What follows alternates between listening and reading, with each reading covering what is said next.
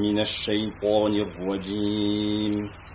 بسم الله الرحمن الرحيم. هل أتى على الإنسان حين من الدهر لم يكن شيئا مذكورا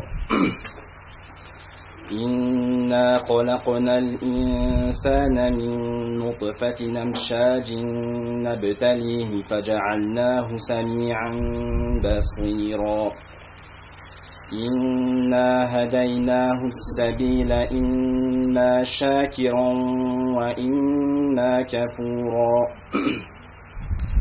إنا أعتدنا للكافرين سلاسل وأغلالا وسعيرا إن الأبرار يشربون من كأس كان مزاجها كافورا عينا يشرب بها عباد الله يفجرونها تفجيرا يوفون بالنذر ويخافون يوما كان شره مستطيرا ويطعمون الطعام على حبه مسكينا ويتيما وأسيرا إنما نطعمكم لوجه الله لا نريد منكم جزاء ولا شكورا إنا نخاف من ربنا يوما عبوسا قمطريرا فوقاهم الله شر ذلك اليوم ولقاهم نضرة وسرورا وجزاهم بما صبروا جنة وحريرا متكئين فيها على الأرائك لا يرون فيها شمسا ولا زمهريرا ودانية عليهم ظلالها وظللت قطوفها تذليلا ويطاف عليهم بآنية من فضة وأكواب كانت قوارير من فضة قدروها تقديرا ويسقون فيها كأسا كان مزاجها زنجبيلا عينا فيها تسمى سلسبيلا. Au nom de Dieu, le clément, le miséricordieux, ne s'est-il pas coulé un laps de temps durant lequel l'espèce humaine n'était même pas digne d'être mentionnée? En vérité, nous avons créé l'homme d'une goutte de sperme aux éléments de vie bien combinés. Et pour l'éprouver, nous l'avons doté de l'ouïe et de la vue, en lui indiquant le chemin à suivre, libre à lui ensuite de choisir la voie de la reconnaissance ou celle de l'infidélité. Aux négateurs, nous avons préparé des chaînes de carcans et un brasier. Mais les hommes vertueux boiront à des coupes remplies d'un breuvage ayant la fraîcheur du camp. Puisés à une source à laquelle les serviteurs de Dieu se désaltéreront et qu'ils feront jaillir à volonté. Car ces bienheureux non seulement tenaient fidèlement leurs promesses et redoutaient un jour d'une violence inouïe, mais également nourrissaient l'indigent, l'orphelin et le captif malgré leur propre dénuement. En disant, nous vous nourrissons uniquement pour l'amour de Dieu, sans attendre de vous ni récompense ni remerciement. En vérité, nous redoutons surtout de la part de notre Seigneur un jour chargé d'angoisse et de malheur. Et c'est ainsi que Dieu les préservera du mal d'un tel jour,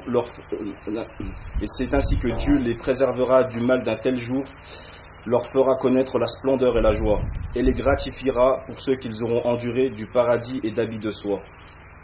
Là, accoudés sur des lits somptueux, ils n'auront à subir ni l'ardeur du soleil, ni l'intensité du froid, car les ombrages du paradis les couvriront et ses fruits seront à leur portée. Et l'on fera circuler parmi eux des vases d'argent et de coupes transparentes, des coupes cristallines en argent dont le contenu sera dosé à leur convenance.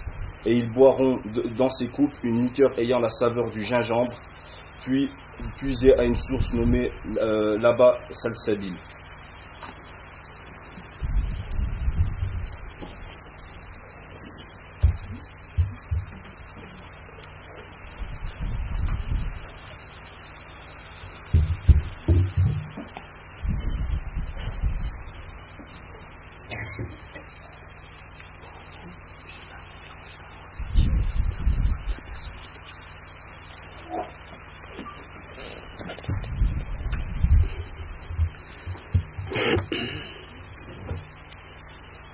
بالله من الشيطان الرجيم بسم الله الرحمن الرحيم والصلاة والسلام على أشرف الأنبياء والمرسلين سيدنا محمد وعلى آله وصحبه أجمعين أما بعد السلام عليكم ورحمة الله. C'est encore un plaisir de vous recevoir encore une fois aujourd'hui et pendant cette série de conférences du Ramadan, série qui a pour thématique le prophète sallallahu alayhi wa sallam. Donc le frère, Inch'Allah, vient nous réciter donc, les versets de Salat al-Insan. Donc voilà, donc pour rappel, ceux qui n'étaient peut-être pas là, donc, qui n'ont pas vu, donc la dernière fois c'était Cheikh Youssouf Ebram, donc imam à la mosquée de Genève, qui l'avait fait sur la personnalité du prophète sallallahu alayhi wa sallam. Et donc on va continuer aujourd'hui avec l'amour du prophète sallallahu alayhi wa sallam. Donc ceux qui ont raté la dernière conférence, sachez que vous pouvez la revisionner donc, sur le site internet donc tawhid.tv. Et encore une fois, donc aujourd'hui on est toujours en direct. Et ceux qui nous regardent pourront poser vos questions. Vous pourrez poser vos questions, Inch'Allah, via le formulaire. Je les recevrai ici, Inch'Allah, on en traitera dans la mesure où elles sont sur le sujet, Inch'Allah. Barakallahu fikoum. Donc quelques petites infos que je vous rappellerai tout à l'heure. Donc en fait à la fin, je ne sais pas si ceux qui l'ont vu en entrant, donc il y aura une vente de petits sandwichs, quiches, etc. Donc en fait c'est dans le cadre de l'association de Défi. Donc Défi c'est une association qui est dans la construction de dispensaires et de puits en Afrique. Et pour cette opération-là, ce sera pour l'achat, donc l'argent, ce sera Inch'Allah pour l'achat de kits scolaires pour nos frères et sœurs au Mali, Inch'Allah. Donc voilà, barakallahu fikoum, et je vous dis à tout à l'heure.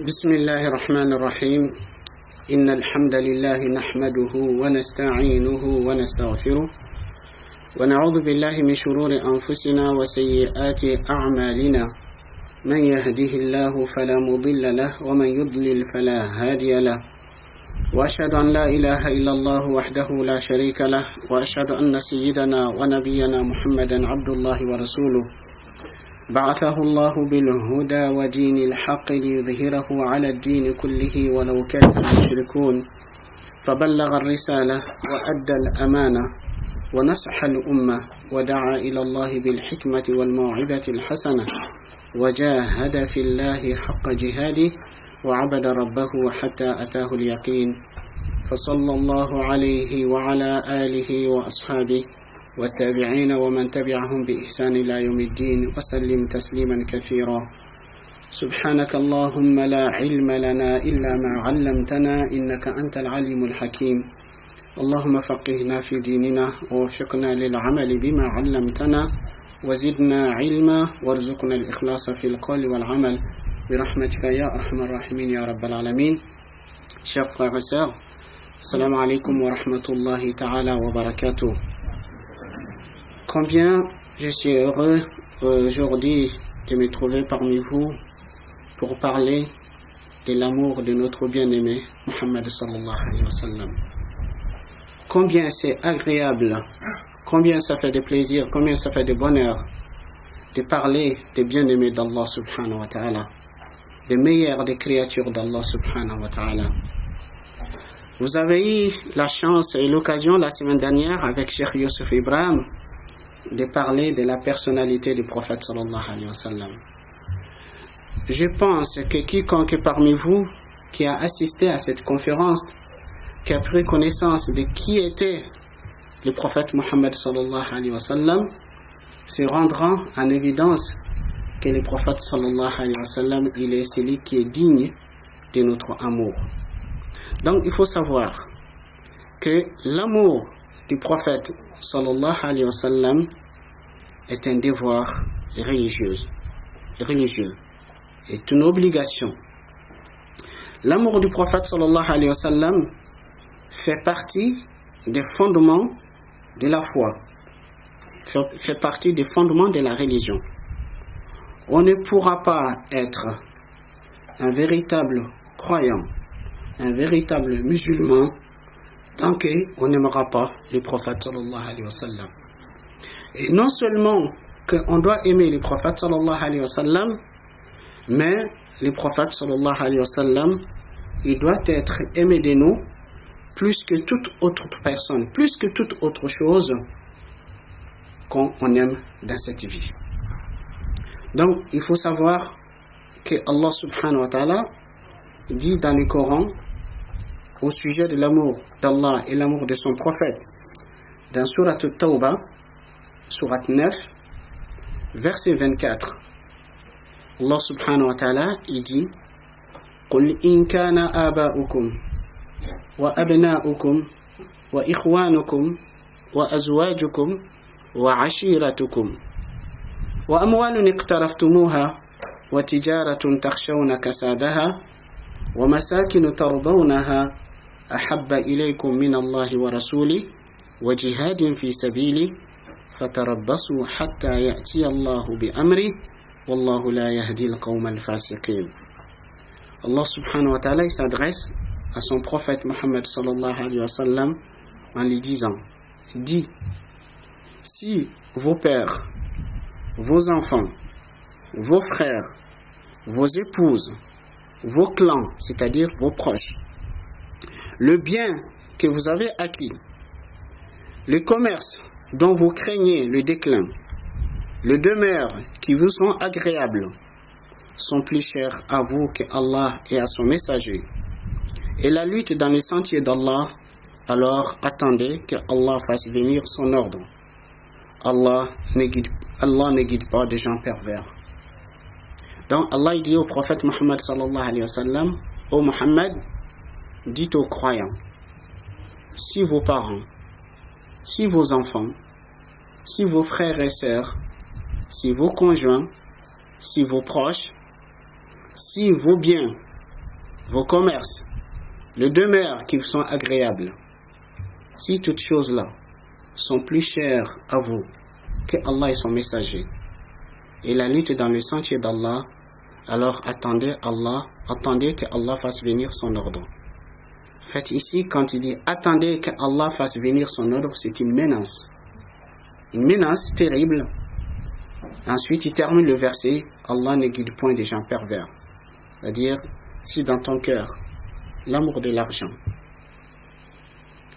l'amour de ta voiture, l'amour de ta maison, l'amour de ton mari, l'amour de ton épouse, l'amour de tes enfants, l'amour de tes parents est plus fort dans ton cœur que l'amour d'Allah et son messager, tu es loin de ce qui doit être un véritable musulman, un véritable croyant.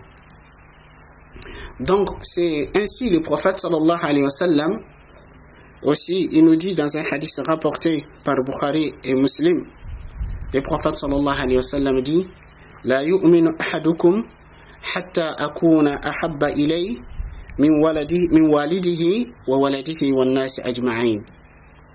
Aucun d'entre vous ne sera un véritable croyant tant que je ne serai pas plus aimé de lui que son père, son fils et tous les gens.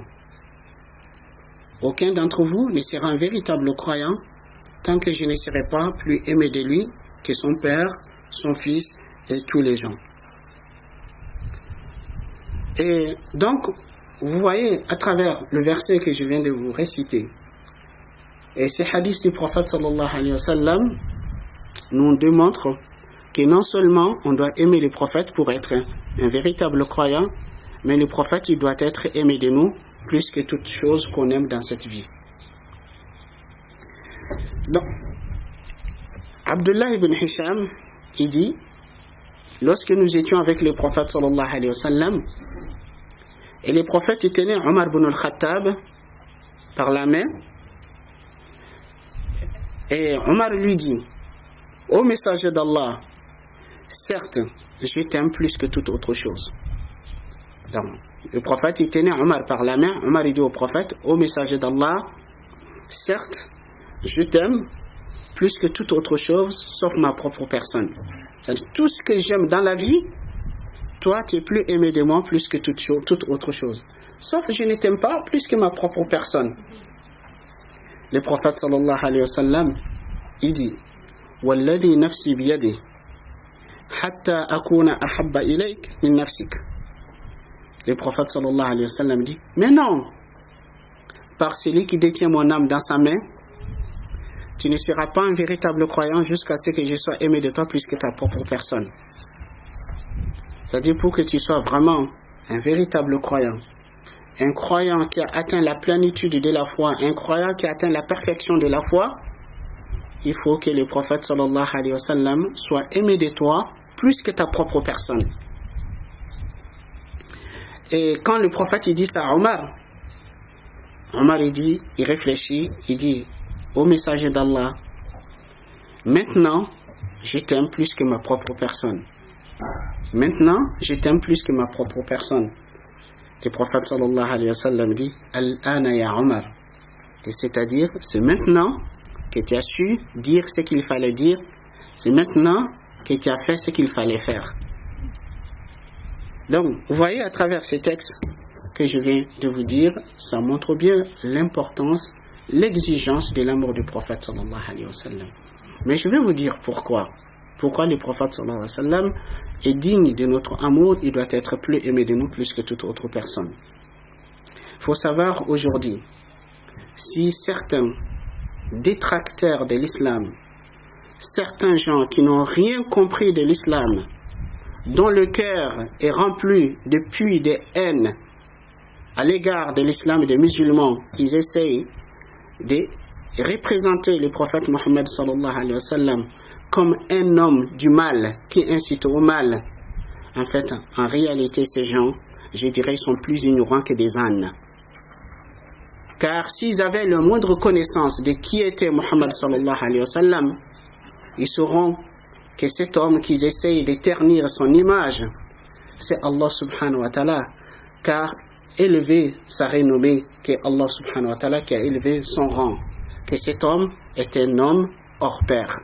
L'humanité n'a jamais connu un homme aussi digne de l'amour, aussi digne du respect, aussi digne de l'affection que cet homme qui est Mohammed sallallahu alayhi wa sallam. Donc il faut savoir que le musulman, le croyant, ne pourra pas connaître la douceur de la foi tant que Allah et son messager ne seront pas plus aimés de lui plus que toute autre chose. Il faut savoir que la foi a un goût, la foi a une douceur. Mais le goût et la douceur de la foi est indescriptible.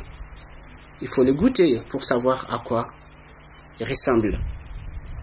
Le prophète sallallahu alayhi wa sallam nous dit dans un hadith rapporté par Bukhari et Muslim, عن أنس بن مالك رضي الله عنه قال قال رسول الله صلى الله عليه وسلم ثلاث من كن فيه وجد بهن حلاوة الإيمان أن يكون الله ورسوله أحب إليه مما سواهما أن يحب المرء لا يحبه إلا لله وأن يكره أن يعود في الكفر بعد إذا أنقذه الله منه كما يكره أن يقذف في النار. Anas ibn Malik, que Allah soit satisfait de lui, rapporte que le prophète sallallahu alayhi wa sallam a dit 3 qualités, 3 caractéristiques. Quiconque qui aura réuni ces 3 qualités, il connaîtra la douceur de la foi. Le fait que Allah et son messager soient plus aimés de lui plus que toute autre chose. Aimer Allah et son messager plus que toute autre chose. Aimer une personne rien que pour Dieu. Aimer une personne rien que par l'amour de Dieu. Vous aimez cette personne, vous l'aimez pour sa foi. Vous l'aimez pour sa soumission à Dieu. Vous l'aimez pour sa sincérité vis-à-vis d'Allah. C'est ça qui veut dire aimer quelqu'un par l'amour de Dieu ou pour Dieu. Et 3e qualité, il dit le fait d'avoir l'aversion, de retourner dans l'impiété, de retourner dans la mécréance, après qu'Allah nous en a sauvés, comme on répigne qu'on soit jeté dans le feu. Donc aimer et avoir l'aversion de retourner dans la mécréance, comme on a l'aversion qu'on soit jeté dans le feu. Donc le prophète sallallahu alayhi wa sallam dit, celui qui aura réuni ces 3 qualités connaîtra la douceur de la foi. Donc la première, c'est le fait d'aimer Allah et son messager plus que toute autre chose. Deuxième qualité, aimer une personne rien que pour Dieu. C'est-à-dire, si vous arrivez à aimer par l'amour de Dieu, est une preuve que vous aimez Dieu. Et le fait d'avoir l'aversion de retourner dans la mécréance après qu'Allah nous en a sauvés, comme on a l'aversion qu'on soit jeté dans le feu. Donc, à travers cette introduction qui met l'accent sur l'importance et l'obligation d'aimer le prophète sallallahu alayhi wa sallam. Mais vous pouvez me dire, c'est facile de dire qu'il faut aimer le prophète, il faut aimer, mais pourquoi? Pourquoi je dois aimer le prophète sallallahu alayhi wa sallam? Qu'est-ce qui fera que je dois aimer le prophète sallallahu alayhi wa sallam? C'est-à-dire, quelles sont les raisons qui font que le musulman, le croyant, il doit aimer le prophète sallallahu alayhi wa sallam? Il y a plusieurs raisons. La première des raisons, premièrement, il faut savoir que l'amour du prophète Mohammed sallallahu alayhi wa sallam découle de l'amour d'Allah. Et vous savez bien qu'on ne peut pas être musulman, on ne peut pas être croyant si on n'aimait pas Allah. D'ailleurs, même nos savants, ils ont défini des conditions pour la ilaha illallah. C'est-à-dire une personne qui fait l'attestation de la foi. Pour que cette attestation soit bénéfique pour lui dans ce monde, c'est-à-dire qu'il soit compté du nombre de musulmans. Et dans l'au-delà, pour qu'il ait le salut et la délivrance des feux de l'enfer, il y a cette condition. Al-ilm, la science, c'est-à-dire il faut dire la ilaha illallah en connaissance de cause. Al-yaqin, la certitude, il faut dire la ilaha illallah en toute certitude. Al-qaboul, il faut accepter les exigences de la ilaha illallah. Al-inqiyad, il faut se résigner, se soumettre aux exigences de la ilaha illallah. As-sidq, il faut être véridique, c'est-à-dire ce qu'on dit avec la langue, il correspond à ce qu'on a dans le cœur. Et al-ikhlas, il faut être sincère, c'est-à-dire il n'y a rien qui nous pousse à dire la ilaha illallah autre que la recherche de l'agrément d'Allah et sa satisfaction. Et septième, c'est al-mahabba, l'amour, aimer Allah et aimer son prophète sallallahu alayhi wa sallam. C'est-à-dire une personne qui prétend être musulman, une personne qui prétend être croyant, une personne qui prétend être adorateur de Dieu, on ne réalisera pas sa condition de l'adorateur de Dieu tant qu'on n'aura pas réalisé des conditions essentielles. L'adoration est basée sur des fondements, des piliers. Le premier, c'est un amour infini. Pour être adorateur de Dieu, il faut aimer Dieu d'un amour infini. D'ailleurs, même le mot adorer. Que veut dire adorer? Adorer, ça veut dire aimer d'un amour sans limite. D'ailleurs, même c'est pour cette raison, ces termes, ça ne convient pas de la part d'un musulman, d'une musulmane, de le vouer à autre que Allah. C'est-à-dire, on ne doit pas dire « j'adore le chocolat ». Non, tu peux dire « j'aime bien le chocolat ». Mais l'adoration, c'est-à-dire l'amour d'un amour sans limite, doit être exclusivement voué à Allah subhanahu wa ta'ala. Donc, la condition de l'adoration, donc aimer d'un amour sans limite. Deuxième condition, c'est une soumission sans condition. C'est soumettre à Dieu sans aucune condition. Donc, sinon, celui qui prétendra aimer Allah, mais sans se soumettre à lui, est un égaré, est un hérétique. C'est-à-dire celui qui prétend aimer Allah, mais sans se soumettre à Allah, est un hérétique. C'est quelqu'un qui est égaré. Et vous pouvez entendre certains gens. J'aime bien mon Seigneur, mais tu ne fais pas ce que ton Seigneur te dit de le faire. Tu n'es qu'un menteur. Si tu l'aimais réellement, tu l'aurais obéi. Donc, prétendre aimer Dieu sans se soumettre à lui, c'est une hérésie.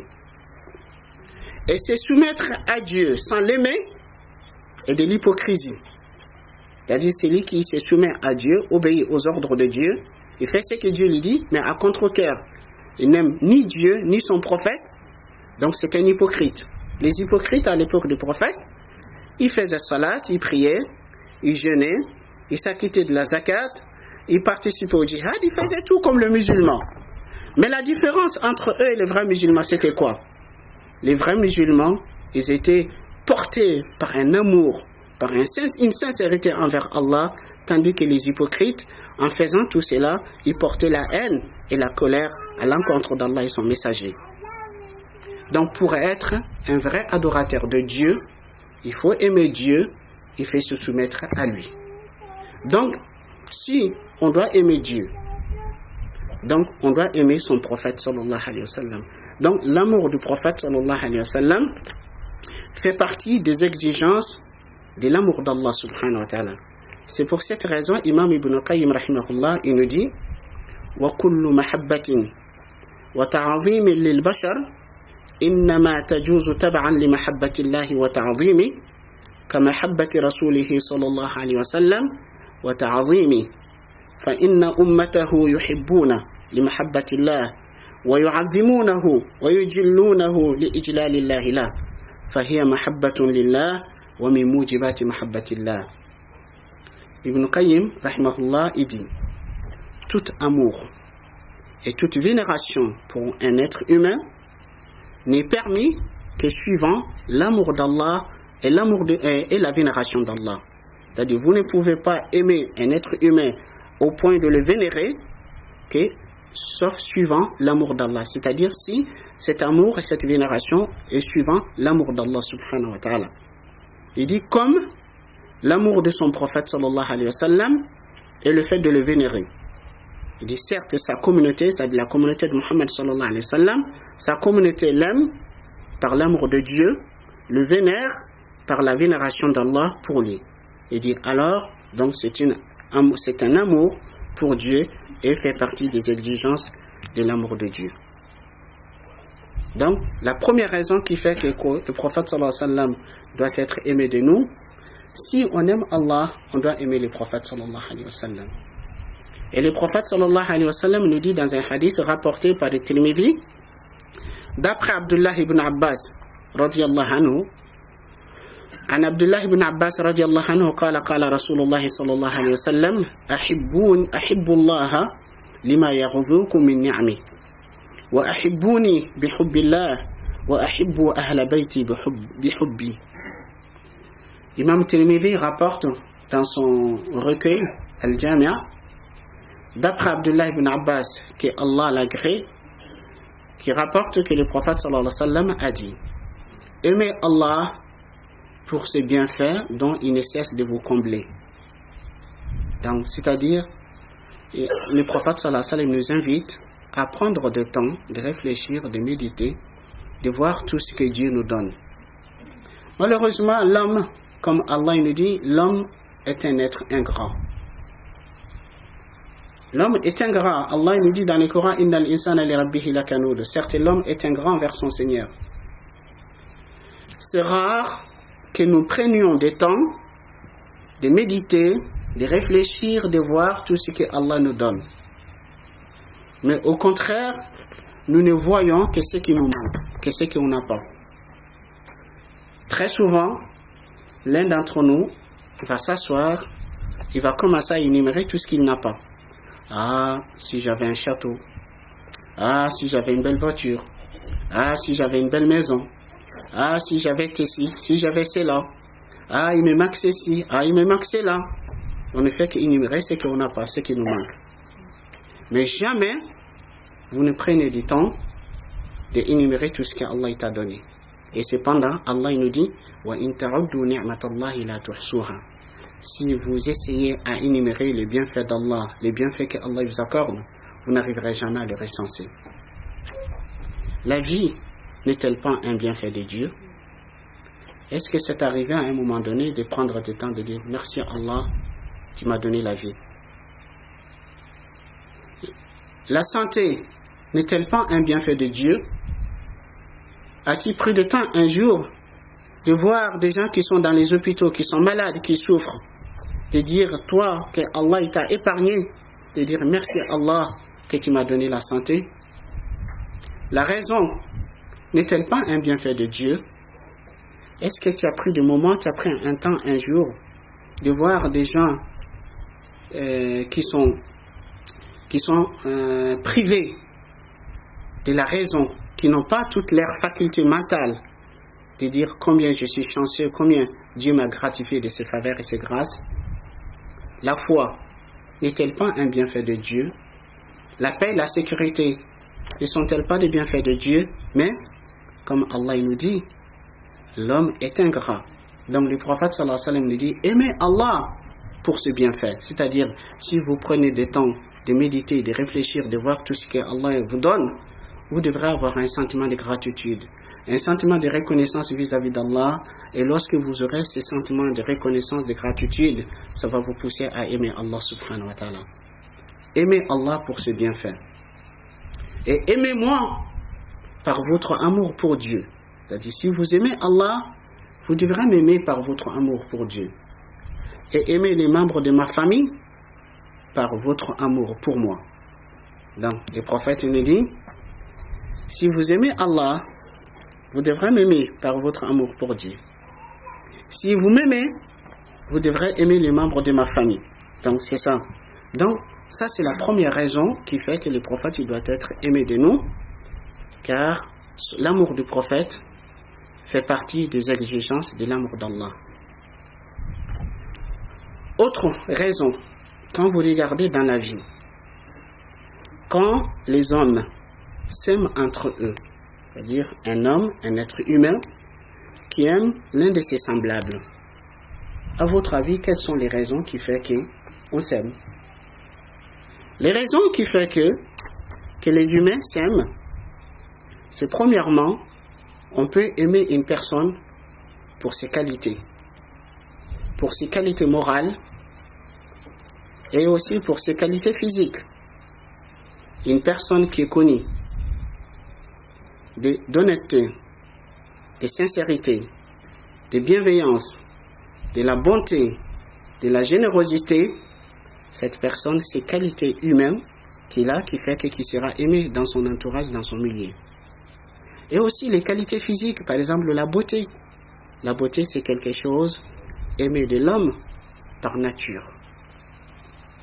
Donc, on peut aimer quelqu'un pour ses qualités. Et aussi, on peut aimer quelqu'un pour ses bienfaits. C'est-à-dire quelqu'un qui vous comble de ses faveurs, de ses grâces, vous pouvez l'aimer pour cette raison. Et aussi, vous pouvez aimer une personne qui a fait preuve de son amour envers vous, qui vous a montré qu'il vous aime. Si vous êtes normal, quelqu'un qui a fait preuve qu'il vous aime, vous devrez avoir un sentiment réciproque à l'égard de cette personne. Donc, quand vous regardez toutes ces raisons que je viens de vous citer, et que vous regardez dans la vie de Muhammad sallallahu alayhi wa sallam, vous vous rendrez en évidence qu'il est réellement, si on peut aimer une personne pour ses qualités, si on peut aimer une personne pour ses bienfaits, si on peut aimer une personne pour le fait qu'il a montré des preuves qu'il vous aime, vous vous rendrez compte que le prophète Muhammad sallallahu alayhi wa sallam, il est celui qui est digne de tout notre amour. Donc, premièrement, à aimer le prophète pour ses qualités. Donc, le prophète sallallahu alayhi wa sallam, il était beau physiquement. Donc, si on peut aimer pour la beauté, le prophète il doit être aimé de nous. Car le prophète sallallahu alayhi wa sallam est la plus belle des créatures d'Allah à l'absolu. La plus belle des créatures d'Allah, c'est Muhammad sallallahu alayhi wa sallam. Abu Huraira, radiyallahu anhu, l'un des compagnons du prophète sallallahu alayhi wa sallam, il dit: je n'ai jamais vu quelque chose plus belle que le messager de Dieu. Je n'ai jamais vu quelque chose de plus belle que le messager de Dieu. Il dit, c'est comme un soleil qui rayonnait sur son visage. C'est-à-dire son visage était tellement illuminé, on dirait c'est un soleil qui rayonnait sur son visage. Et Ali radiallahu anhu, quand il décrivait le prophète sallallahu alayhi wa sallam, quand on demandait à Ali, le cousin et le gendre du prophète sallallahu alayhi wa sallam, quand on lui demandait de décrire les prophètes sallallahu alayhi wa sallam, il disait: Ajwadun nasi kaffan wa ashrahuhum sadran وأصدق الناس لهجة وألينهم عريكة وأكرمهم عشرة من رآه بديهة هابه ومن خالطه معرفة أحبه ويقول ناعته لم أرى قبله ولا بعده مثله صلى الله على محمد صلى الله عليه وسلم. Ali, quand il décrivait le prophète sallallahu alayhi wa sallam, il disait il était le plus généreux des hommes. Si dans la vie vous avez connu des gens, des hommes généreux, le plus généreux à l'absolu c'était Muhammad sallallahu alayhi wa sallam. Il était le plus généreux des hommes et il était le plus joyeux des hommes et le plus véridique des langages et le plus doux dans ses rapports et le plus noble dans sa façon de traiter. Celui qui le voit à première vue, il le craindra. Il était impressionnant, il avait tellement de charisme. Celui qui ne le connaît pas, tu le vois la première fois, il t'impressionne tellement, tu le craindras. Et celui qui le connaîtra de près, il l'aimera sans doute. Celui qui le connaîtra de près, il l'aimera sans doute. Et celui qui veut le décrire, il pourrait dire je n'ai jamais vu quelque chose ni avant lui, ni après lui comme lui. Et celui qui veut le décrire, il pourrait dire je n'ai jamais vu quelque chose ni avant lui, ni après lui comme lui. Donc vous voyez, ainsi les compagnons décrivaient la beauté du prophète sallallahu alayhi wa sallam. Et Ma'bad, cette dame que le prophète il a rencontrée lors de l'hijra, lors de l'immigration, quand le prophète il a quitté la Mecque pour aller à Médine, dans le désert, ils ont trouvé une tente. À un moment donné, ils avaient épuisé leur approvisionnement. Ils vont vers cette tente, peut-être ils pourront trouver quelque chose. Et quand ils arrivent, ils trouvent une dame. Et Abu Bakr lui dit as-tu quelque chose à nous offrir en tant qu'hôte ou à nous vendre? Elle leur dit si j'avais quelque chose, vous ne serez pas dans le besoin de me le demander. Elle dit je suis assez généreuse de vous l'offrir de moi-même sans que vous me le demandiez. Et à ce moment, le prophète sallallahu alayhi wa sallam, il voit une vieille brebis tellement affaiblie, tellement maigre, elle ne pourra plus aller au pâturage. Le prophète sallallahu alayhi wa sallam lui dit tu nous autorises à traire cette brebis? Elle s'étonne. C'est-à-dire cette brebis, ça fait depuis, elle ne donne plus de lait. Ça fait de très longtemps. Donc, elle regarde le prophète sallallahu alayhi wa sallam. Le prophète dit, tu nous autorises à traire cette brebis? Elle dit, ben, elle n'a pas de lait, allez-y. Allez-y. Le prophète sallallahu alayhi wa sallam lui dit, apporte-nous un récipient. Elle apporte un récipient. Le prophète sallallahu alayhi wa sallam, de ses mains nobles, elle touche les mamelles. Il touche les mamelles de la brebis en prononçant les noms d'Allah, en disant Bismillah, il fait dua et ça se remplit de lait. Et le prophète il traite la brebis, il remplit les récipients du lait. En fait, le prophète il donne à la dame de boire pour qu'elle sache que c'est vraiment, c'est pas un trompe-l'œil. Hein? Elle lui donne, elle boit. Ensuite, il donne à leur guide, il boit. Et ensuite, le prophète sallallahu alayhi wa sallam donne à Abu Bakr, il boit, et le prophète sallallahu alayhi wa sallam, il boit en dernier. Ensuite, il traite encore, il remplit le récipient du lait, il laisse à la dame, et ils s'en vont. Et la dame, elle ne croit pas à ses yeux. Est-ce que ce que je viens de voir, c'est une réalité ou un rêve? Et quand son mari revient, il trouve qu'elle avait du lait à la maison. Son mari lui dit, mais quand je t'ai quitté, tu n'avais rien. D'où vient ce lait? Elle dit, il y a un homme qui est passé par là. C'est un homme béni. Il doit être forcément l'homme qui est recherché par les Mécois. Si ce n'est pas lui, si c'est un magicien, il doit être le plus grand magicien du monde. Et son mari lui dit, décris-le, comment il est cet homme?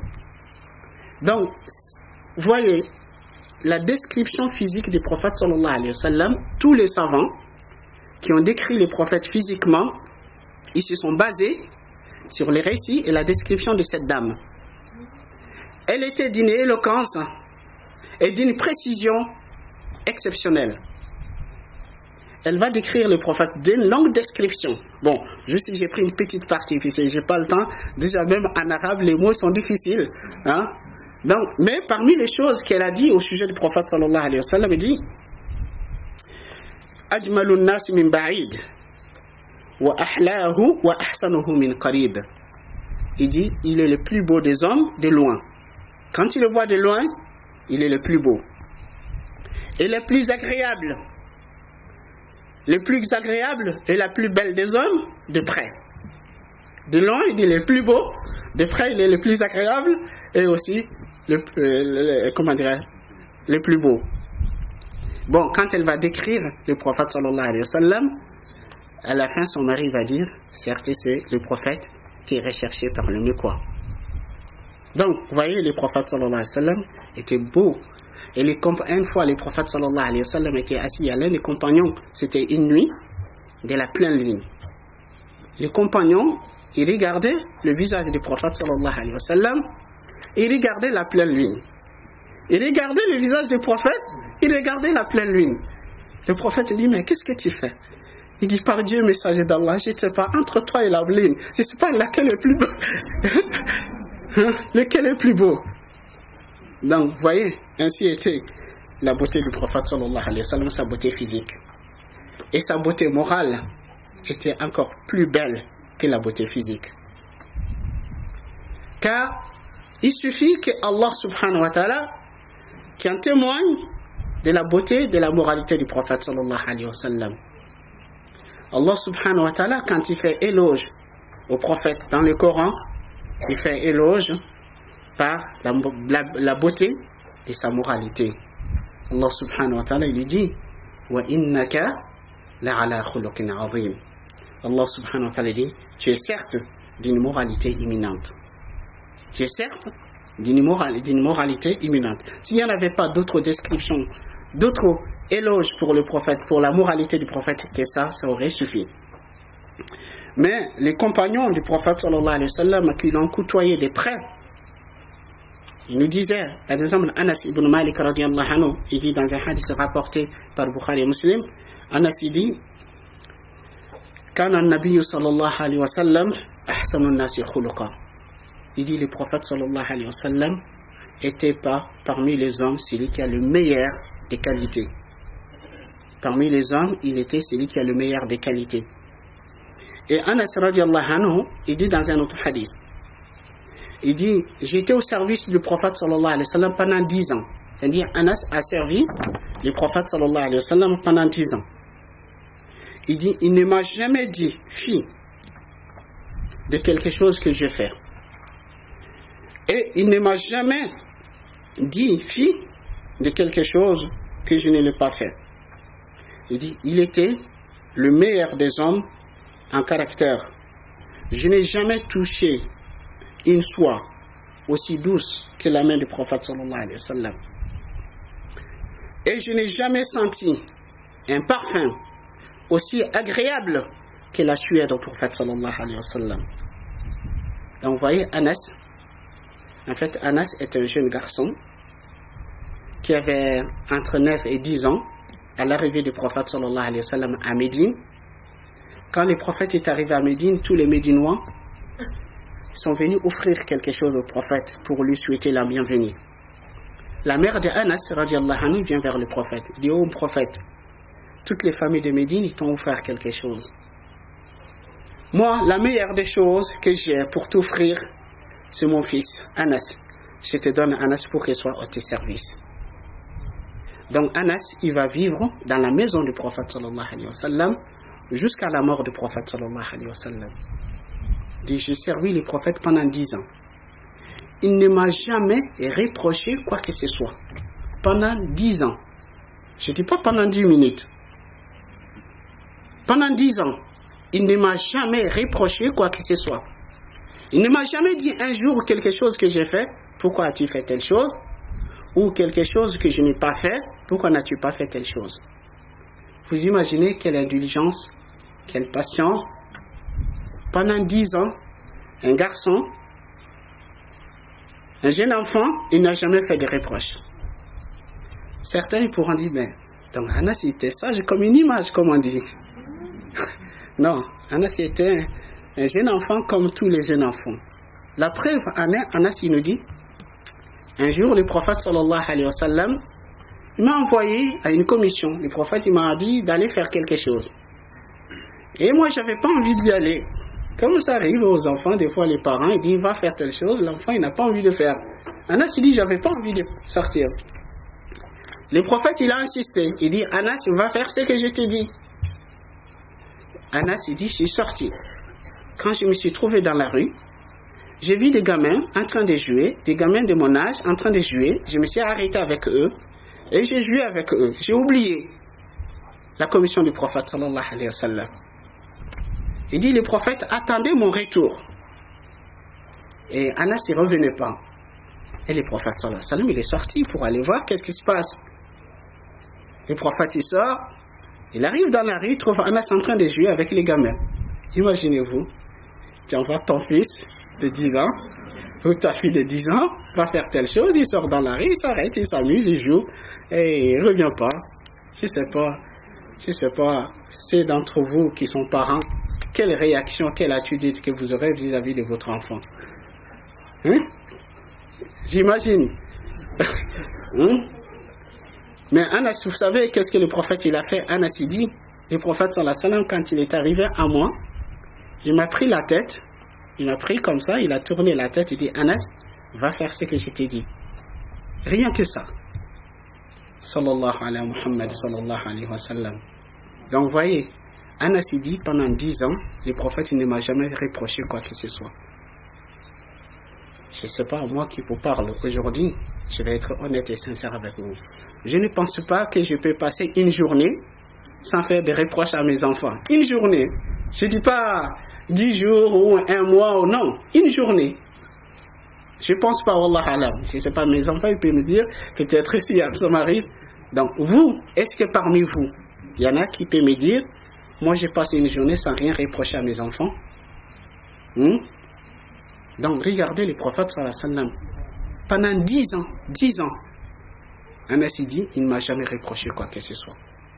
Ça montre bien la noblesse de ses caractères. Ça montre bien son indulgence, ça montre bien sa patience.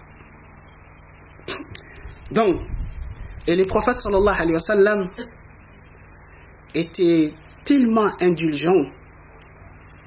Le prophète sallallahu alayhi wa sallam répondait à l'agressivité par générosité et par bonté. On a un hadith. Un jour, il y avait un homme juif à Médine qui rencontre le prophète sallallahu alayhi wa sallam avec Omar ibn al-Khattab radiallahu anhu, qui vient par derrière, qui le prend par son manteau, il le tire fort, il tire tellement fort, le manteau reste, ça fait rougir le cou du prophète sallallahu alayhi wa sallam. C'est tellement il a tiré fort. Il dit, oh Muhammad, paye-moi ce que tu me dois. Vous, Banu Hashim ou bien Banu Abdul Muttalib, vous êtes des gens qui ne payent pas leurs dettes à temps. En fait, cet homme, il vient agresser le prophète sallallahu alayhi wa sallam de cette façon, de cette manière. Tu me payes ce que tu me dois. Car vous êtes des gens, vous ne payez pas vos dettes à temps. Le prophète sallallahu alayhi wa sallam s'est tourné vers l'homme et lui a souri. Omar radiallahu anhu, en voyant cette agressivité, cette attitude, ce manque de respect vis-à-vis du prophète, Omar, lui, il est en colère. Omar lui dit, ô messager d'Allah, laisse-moi lui couper la tête. Laisse-moi lui couper la tête. Le prophète sallallahu alayhi wa sallam dit à Omar, mais non Omar, lui et moi, on avait besoin de toi, autre chose que ça. On a besoin de toi que tu lui dises de réclamer ce que je dois convenablement et que tu me dises de lui payer ce que je lui dois convenablement. Après, le prophète sallallahu alayhi wa sallam a donné l'ordre qu'on lui paye ce qu'il devait à cet homme et il a donné l'ordre qu'on lui rajoute 20 soirs, en fait 20 unités de mesure. Il dit, puisque Omar il a fait peur à cet homme, de lui rajouter 20 soirs parce qu'Omar il a fait peur. Et l'homme, quand il a vu ça, il a dit Ashhadu an la ilaha illallah wa ashhadu annaka rasulullah. Il dit, j'atteste qu'il n'y a de Dieu que Dieu et que tu es le messager de Dieu. Il dit, en réalité, l'échéance de dette n'était pas encore arrivée. Il manque encore 3 jours. Il manque encore 3 jours. Il dit, mais j'avais lu tes qualités dans la Torah. Que parmi ces qualités que j'ai lues, que ton indulgence, ta bonté dépasse ta colère. Il dit, j'avais vu toutes les qualités, mais je voulais éprouver cette dernière qualité pour le voir. C'est ça qui m'a poussé à agir comme ça. Et maintenant, je viens de le voir. Donc, vous voyez, le prophète sallallahu alayhi wa sallam était... Donc, il n'était pas agressif. Il n'était pas celui qui était prêt à mettre tout en feu et en sang, mais au contraire. Une fois, le prophète sallallahu alayhi wa sallam était avec ses compagnons. Un bédouin, il vient, il dit, oh Muhammad, il dit, oh Muhammad, ordonne qu'on me donne quoi à charger sur mon chameau. Et sache que ce que tu vas me donner ne t'appartient pas ni à ta mère ni à ton père. Vous voyez, quelqu'un qui vient demander, mais il demande de cette façon. Ordonne qu'on me donne quoi à charger sur mon chameau. Et sache que ce que tu vas me donner, ça ne t'appartient pas ni à ton père ni à ta mère. Et quand l'homme, il dit, quand l'homme agit ainsi envers le prophète sallallahu alayhi wa sallam, les compagnons, ils étaient prêts à sauter sur cet homme, à le corriger, lui donner une bonne leçon de son impolitesse vis-à-vis du prophète sallallahu alayhi wa sallam. Le prophète, il leur a dit non, laissez-le. Laissez-le. Le prophète sallallahu alayhi wa sallam, il lui a donné l'ordre qu'on lui donne. On lui a donné. Le prophète sallallahu alayhi wa sallam dit, es-tu satisfait? Il a dit non. Les compagnons disent, mais cet homme, en fait, les compagnons, cet homme, le prophète sallallahu alayhi wa sallam, il se levait, il est rentré chez lui, et il a, comment dirais-je, ordonné qu'on lui donne encore davantage. On lui a donné davantage. Et le prophète sallallahu alayhi wa sallam dit, es-tu satisfait maintenant? Il a dit oui. Il dit, que Dieu te récompense de meilleurs des proches parents. Le prophète sallallahu alayhi wa sallam dit, mais ce qu'il t'avait dit il y a un instant, mes compagnons, ils ont quelque chose dans leur cœur contre toi. Va leur dire devant eux ce que tu viens de me dire. Et le prophète, il est sorti avec l'homme, s'est présenté devant ses compagnons. Il dit, cet homme, nous avons demandé. Nous avait demandé, nous lui avons donné. Et il a dit ce qu'il avait dit. Et nous lui avons rajouté. Il a prétendu qu'il est satisfait. Et c'est vrai? L'homme, il a dit oui. Il dit que Dieu te récompense de la meilleure des récompenses. Tu es le meilleur des proches parents. Après le prophète sallallahu alayhi wa sallam, il dit à ses compagnons, mon exemple est l'exemple de cet homme. Il dit c'est comme un homme dont sa monture lui a échappé. Et les gens ils se sont mis à courir derrière. Derrière, il dit ils ne feront que l'éloigner, qu'ils ne feront que de le faire éloigner. Il dit quand l'homme il a vu ça, il a dit aux hommes, laissez-moi, hein, ne vous mettez pas entre moi et ma monture, laissez-moi et ma monture. Et qu'il a pris quelques brindilles de la terre et qu'il s'est allé vers sa monture et qu'il a rattrapé. Il dit, si je vous avais laissé dans votre réaction vis-à-vis de cet homme, vous l'aurez précipité dans l'enfer. Donc vous voyez,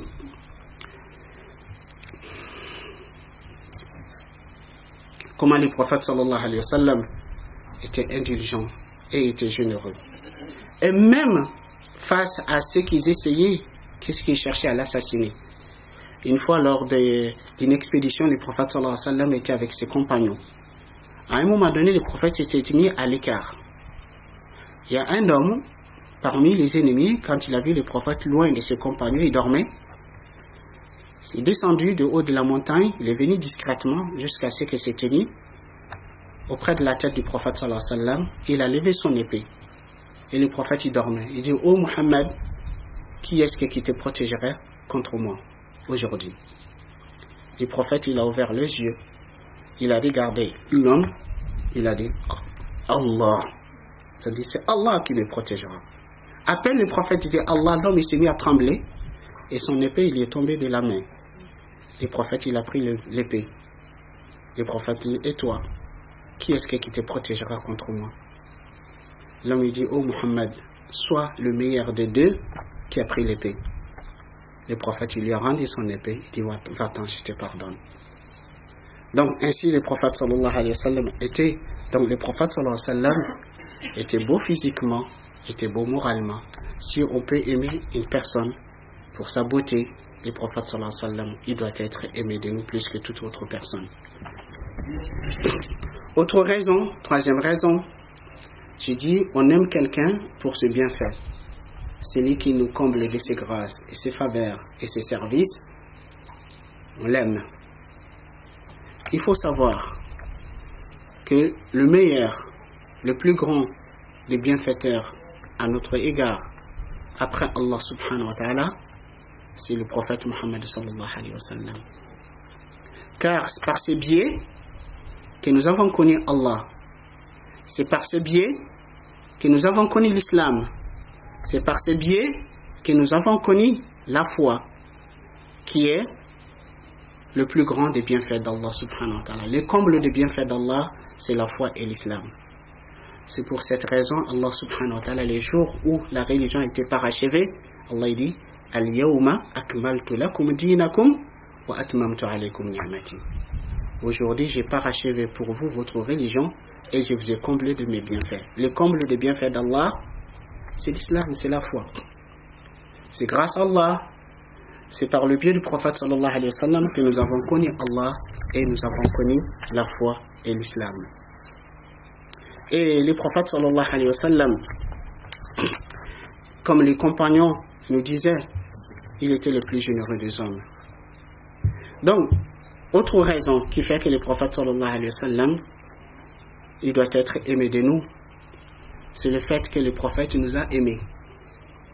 Le prophète sallallahu alayhi wa sallam, il a aimé sa communauté. Il était compatissant et miséricordieux envers sa communauté. C'est Allah qui en témoigne. C'est Allah qui témoigne de l'amour, de la compassion et de l'affection que le prophète il avait envers sa communauté. Allah subhanahu wa ta'ala nous dit dans le Coran, dans Surat Tawbah, Surat 9, verset 128, Allah subhanahu wa ta'ala dit, لَقَدْ جَاءَكُمْ رَسُولٌ مِّنْ أَنفُسِكُمْ عَزِيزٌ عَلَيْهِ مَا عَنِتُّمْ حَرِيصٌ عَلَيْكُمْ بِالْمُؤْمِنِينَ رَءُوفٌ رَحِيمٌ فَإِنْ تَوَلَّوْا فَقُلْ حَسْبِيَ اللَّهُ لَا إِلَهَ إِلَّا هُوَ عَلَيْهِ تَوَكَّلْتُ وَهُوَ رَبُّ الْعَرْشِ الْعَظِيمِ. Allah dit, certes un messager pris parmi vous est venu à vous, auquel pèsent lourd les difficultés que vous subissez, qui est plein de sollicitude pour vous, qui est plein de sollicitude pour vous, qui est compatissant et miséricordieux envers les croyants, qui est compatissant et miséricordieux envers les croyants. Donc, comme je vous disais, celui qui a fait preuve de son amour envers vous, vous devrez le traiter d'une manière réciproque. Vous devrez l'aimer. Et le prophète sallallahu alayhi wa sallam, il a fait preuve de son amour envers sa communauté. Imam Ibn Kathir, rahimahullah, dans son tafsir, rapporte d'après Amr ibn al-As, radiallahu anhu, il dit, une fois le prophète sallallahu alayhi wa sallam récita ce verset. Le verset de la fin de Surat al-Ma'ida, Surat 5. Où Allah subhanahu wa ta'ala présente l'une des scènes parmi les scènes qui vont se dérouler le jour du jugement dernier. C'est comme Jésus, Isa alayhi salatu wa salam, qui défendait sa communauté devant Dieu. Et à la fin, il dit, In tu'adhibuhum fa innahum ibaduk. Si tu décides de les châtier, ils sont tes serviteurs. Wa in taghfir lahum, si tu leur pardonnes, fa innaka antal azizul hakim, tu es certes le puissant et sage. Le prophète sallallahu alayhi wa sallam, quand il a récité ces versets, ses yeux débordaient de larmes et il s'est mis à pleurer. Et il répétait le verset. In tu'adhibuhum fa innahum ibaduk. Si tu les châties, sont tes serviteurs. Wa in taghfir lahum fa innaka antal azizul hakim. Si tu leur pardonnes, tu es le puissant et sage. Le prophète il pleurait. Et Allah il a envoyé Jibril alayhi salatu wa salam pour lui demander pourquoi pleure-t-il. Et Allah en sait le plus. Jibril il vient au prophète sallallahu alayhi wa sallam, il dit, oh Muhammad, ton Seigneur te demande pourquoi tu pleures. le prophète sallallahu alayhi wa sallam dit Ummati, ummati. Ummati, ummati. C'est-à-dire, je pleure par compassion, par pitié pour ma communauté. Et Allah dit à Jibril de lui dire Inna sanurdika fi ummatik walan nasu'aka abada. Il dit nous te satisferons au sujet de ta communauté et nous ne te ferons rien qui te fera de mal au sujet de ta communauté. C'est-à-dire le prophète sallallahu alayhi wa sallam pleurait par compassion, par pitié pour sa communauté. Et le prophète sallallahu alayhi wa sallam, une autre preuve qui prouve l'amour du prophète sallallahu alayhi wa sallam envers sa communauté, c'est son altruisme envers sa communauté. Le prophète sallallahu alayhi wa sallam a fait preuve de l'altruisme vis-à-vis de sa communauté. Car nous avons un hadith rapporté par Bukhari où le prophète sallallahu alayhi wa sallam dit لكل نبي دعوة مستجابة يدعو بها وأنا أريد أن أختبئ دعوتي شفاعة لأمتي في الآخرة. Le prophète sallallahu alayhi wa sallam dit Dieu a promis une invocation exaucée à chaque prophète. Chacun des prophètes et chacun des messagers, Allah leur a promis une invocation qui les exaucera pour eux. Et dans une autre version du même hadith, le prophète dit tous les prophètes ils ont fait leur invocation. Sauf moi, je l'ai réservé une intercession en faveur de ma communauté. Je ne sais pas si vraiment vous imaginez la portée de ces hadiths. Imaginez-vous qu'on dit à l'un d'entre vous Allah t'a promis une invocation, un dua. Quoi que tu demandes à Allah, Allah il t'accordera. Allah il t'a promis un dua. Ce que tu lui demandes, il t'accordera. Billahi alaykum, je vous demande. L'un d'entre vous, quand on vous dit, tu as un dua, Allah il t'a promis, tout ce que tu lui demandes, il t'accordera. Vous penserez à qui? Vous allez penser à qui? À votre propre personne. Vous allez faire ce dua pour vous. Mais regardez le prophète sallallahu alayhi wa sallam, Allah il a promis un dua. Au lieu d'invoquer Allah pour lui, il dit, je l'ai réservé pour ma communauté. Est-ce que ceci n'est-il pas une preuve de son amour envers sa communauté? Certes oui. Donc le prophète sallallahu alayhi wa sallam, il nous a aimés. Donc c'est pour cette raison on doit aimer les prophètes sallallahu alayhi wa sallam.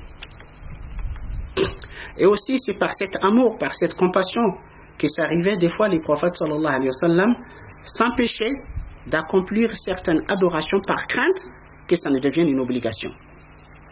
Par exemple, comme Tarawih, les prières nocturnes pendant le mois de Ramadan, le prophète, il en a fait avec ses compagnons 3 ou 4 fois. Après, il s'est arrêté de le faire par la crainte que ça ne devienne une obligation. Et très souvent, les prophètes sallallahu alayhi wa sallam s'empêchaient de faire certaines choses ou d'ordonner certaines choses à sa communauté par la crainte que ça ne devienne une obligation. Donc, tout cela, c'est des preuves de l'amour du prophète sallallahu alayhi wa sallam envers nous. Bon, maintenant, je crois la question qu'on se pose. C'est vrai, je ne me rendais pas compte de tout cela. Maintenant, je suis convaincu qu'il faut aimer les prophètes. J'aimerais bien aimer les prophètes sallallahu alayhi wa sallam. J'aimerais bien que les prophètes soient aimés de moi plus que toute autre chose. Mais que faut-il faire? Que faut-il faire pourquoi les prophètes sallallahu alayhi wa sallam soient aimés de nous? Donc, premièrement, si nous voulons aimer les prophètes sallallahu alayhi wa sallam, nous voulons que les prophètes soient aimés de nous plus que toute autre chose, la première des choses à faire, c'est de lui obéir. Obéir à ses ordres et obéir à ses interdictions. Car l'obéissance mène à l'amour. L'obéissance est une preuve de l'amour. Allah subhanahu wa ta'ala nous dit dans le Coran, قُلْ إِن كُنْتُمْ تُحِبُّونَ اللَّهَ فَاتَّبِعُونِ يُحْبِبْكُمُ اللَّهُ. Dis si vous aimez Allah, si vous aimiez Allah, suivez-moi, Allah vous aimera. Tu veux aimer le prophète? Suis ses ordres et ses interdictions. Ne lui désobéis pas. Deuxième chose, si on veut aimer le prophète sallallahu alayhi wa sallam, c'est de suivre son modèle et son exemple. Qu'il soit notre modèle, qu'il soit l'exemple qu'on cherche à suivre. Car le prophète sallallahu alayhi wa sallam, il est le plus parfait des modèles, le plus parfait des exemples à suivre. Allah subhanahu wa ta'ala nous dit dans le Coran لقد كان لكم في رسول الله أسوة حسنة لمن كان يرجو الله واليوم الآخر وذكر الله كثيرا. Surat al-Ahzab, les coalisés, Surat 33, verset 21. Allah dit, en effet, vous avez dans le messager d'Allah un excellent modèle à suivre pour quiconque espère en Allah et au jour dernier et invoque Allah fréquemment. Donc, suivre son modèle, son exemple. Mais quand j'ai dit suivre le modèle et l'exemple du prophète sallallahu alayhi wa sallam, ça ne veut pas dire être superficiel. Car aujourd'hui, il y a certains musulmans qui prétendent suivre le modèle du prophète sallallahu alayhi wa sallam, mais qu'ils ont réduit ce modèle seulement aux aspects apparents. Même dans ces aspects apparents, ils ne ressemblent pas au prophète sallallahu alayhi wa sallam ni à ses compagnons. Les modèles du prophète sallallahu alayhi wa sallam, certes, les aspects apparents font partie de son modèle. Mais le modèle le plus important, c'est surtout suivre ses enseignements. C'est surtout suivre ses nobles caractères et ses bons comportements. C'est ça, suivre le modèle du prophète. Sinon, si une personne, à son apparence, il ressemble au prophète sallallahu alayhi wa sallam, mais dans sa conduite, dans son comportement, dans sa façon d'être, il ne ressemble pas au prophète sallallahu alayhi wa sallam, il ressemblerait plutôt à Abdullah ibn Ubay ibn Saloul, ou bien à Abu Jahl à la Mecque, puisqu'il s'habillait de la même façon que les prophètes, leur apparence était pareille. Mais la différence, c'était l'intérieur, c'était la conduite et le comportement surtout. C'est pour cette raison, le prophète sallallahu alayhi wa sallam dit à Anas ibn Malik, il dit, oh mon fils, le prophète il dit à Anas, il était élevé chez le prophète, il dit, oh mon fils, si tu peux chaque jour, au lever du jour et au déclin du jour, de ne rien avoir dans ton cœur comme haine, comme colère, comme jalousie à l'égard de qui que ce soit parmi les musulmans, fais-le. Car ceci fait partie de ma tradition. Et celui qui fait vivre ma tradition, il m'aura aimé. Et celui qui m'aura aimé sera avec moi dans le paradis. Donc, ce que le prophète sallallahu alayhi wa sallam a recommandé à Anas, c'est surtout d'avoir un cœur net, de purifier son intérieur. Donc, certes, après, donc le plus important, c'est de ressembler au noble caractère, au bon comportement du prophète sallallahu alayhi wa sallam. Si en plus de ça, en apparence, on y ressemble, là, oui. Donc, suivre le modèle du prophète sallallahu alayhi wa sallam. Troisième chose, c'est le fait d'avoir respect pour le prophète sallallahu alayhi wa sallam. Car le respect du prophète sallallahu alayhi wa sallam fait partie du respect d'Allah subhanahu wa ta'ala. Allah nous dit dans le Coran, dans Surat al-Fatih, Surat 48, versets 8 et 9, Allah subhanahu wa ta'ala dit Inna arsalnaka shahidan wa mubashiran wa nadhira litu'minu billahi wa rasulih wa tu'azziruhu wa tuwaqqiruhu wa tusabbihuhu bukratan wa asila. Allah dit, nous t'avons envoyé en tant que témoin, annonciateur de la bonne nouvelle et avertisseur, pour que vous croyiez en Allah et en son messager, et que vous l'honoriez, et reconnaissiez sa dignité, et le glorifier matin et soir, c'est-à-dire glorifier Allah matin et soir. Donc il faut avoir du respect pour le prophète sallallahu alayhi wa sallam. On rapporte que Imam Malik ibn Anas, ce grand savant de Médine, à son vivant, il ne marchait jamais à Médine avec ses chaussures. Il marchait pieds nus à Médine. Quand on l'y a interrogé, pourquoi tu fais ça? Il dit, je ne peux pas me permettre de fouler une terre sous laquelle est couché le prophète avec mes chaussures. Il a dit, par respect pour le prophète sallallahu alayhi wa sallam.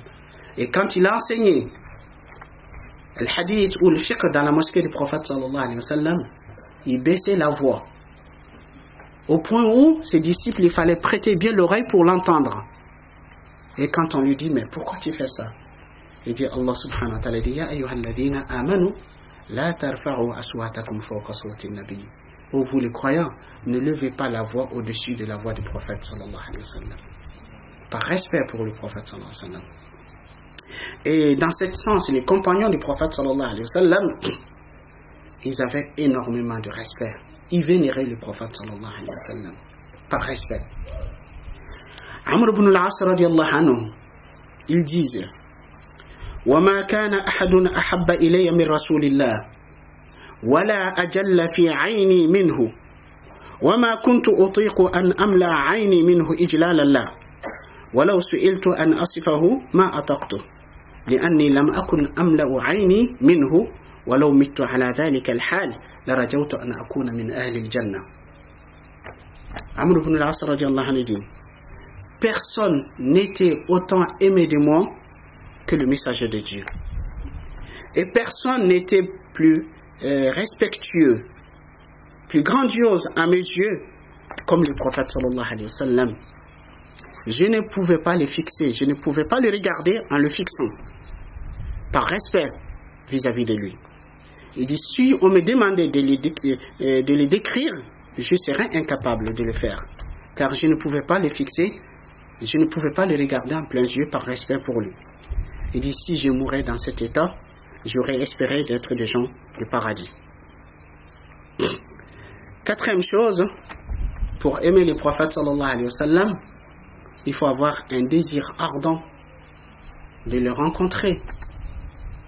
Quand vous aimez quelqu'un de vos entourages, vous aimez vos parents, vous aimez vos enfants, vous aimez vos conjoints, vous aimez vos proches parents, imaginez que vous êtes éloigné de cette personne qui vous est chère. Ça ne vous arrive pas à l'esprit de moment de dire qu'il vous manque. Vous avez un désir ardent. Ah, j'aimerais bien le voir.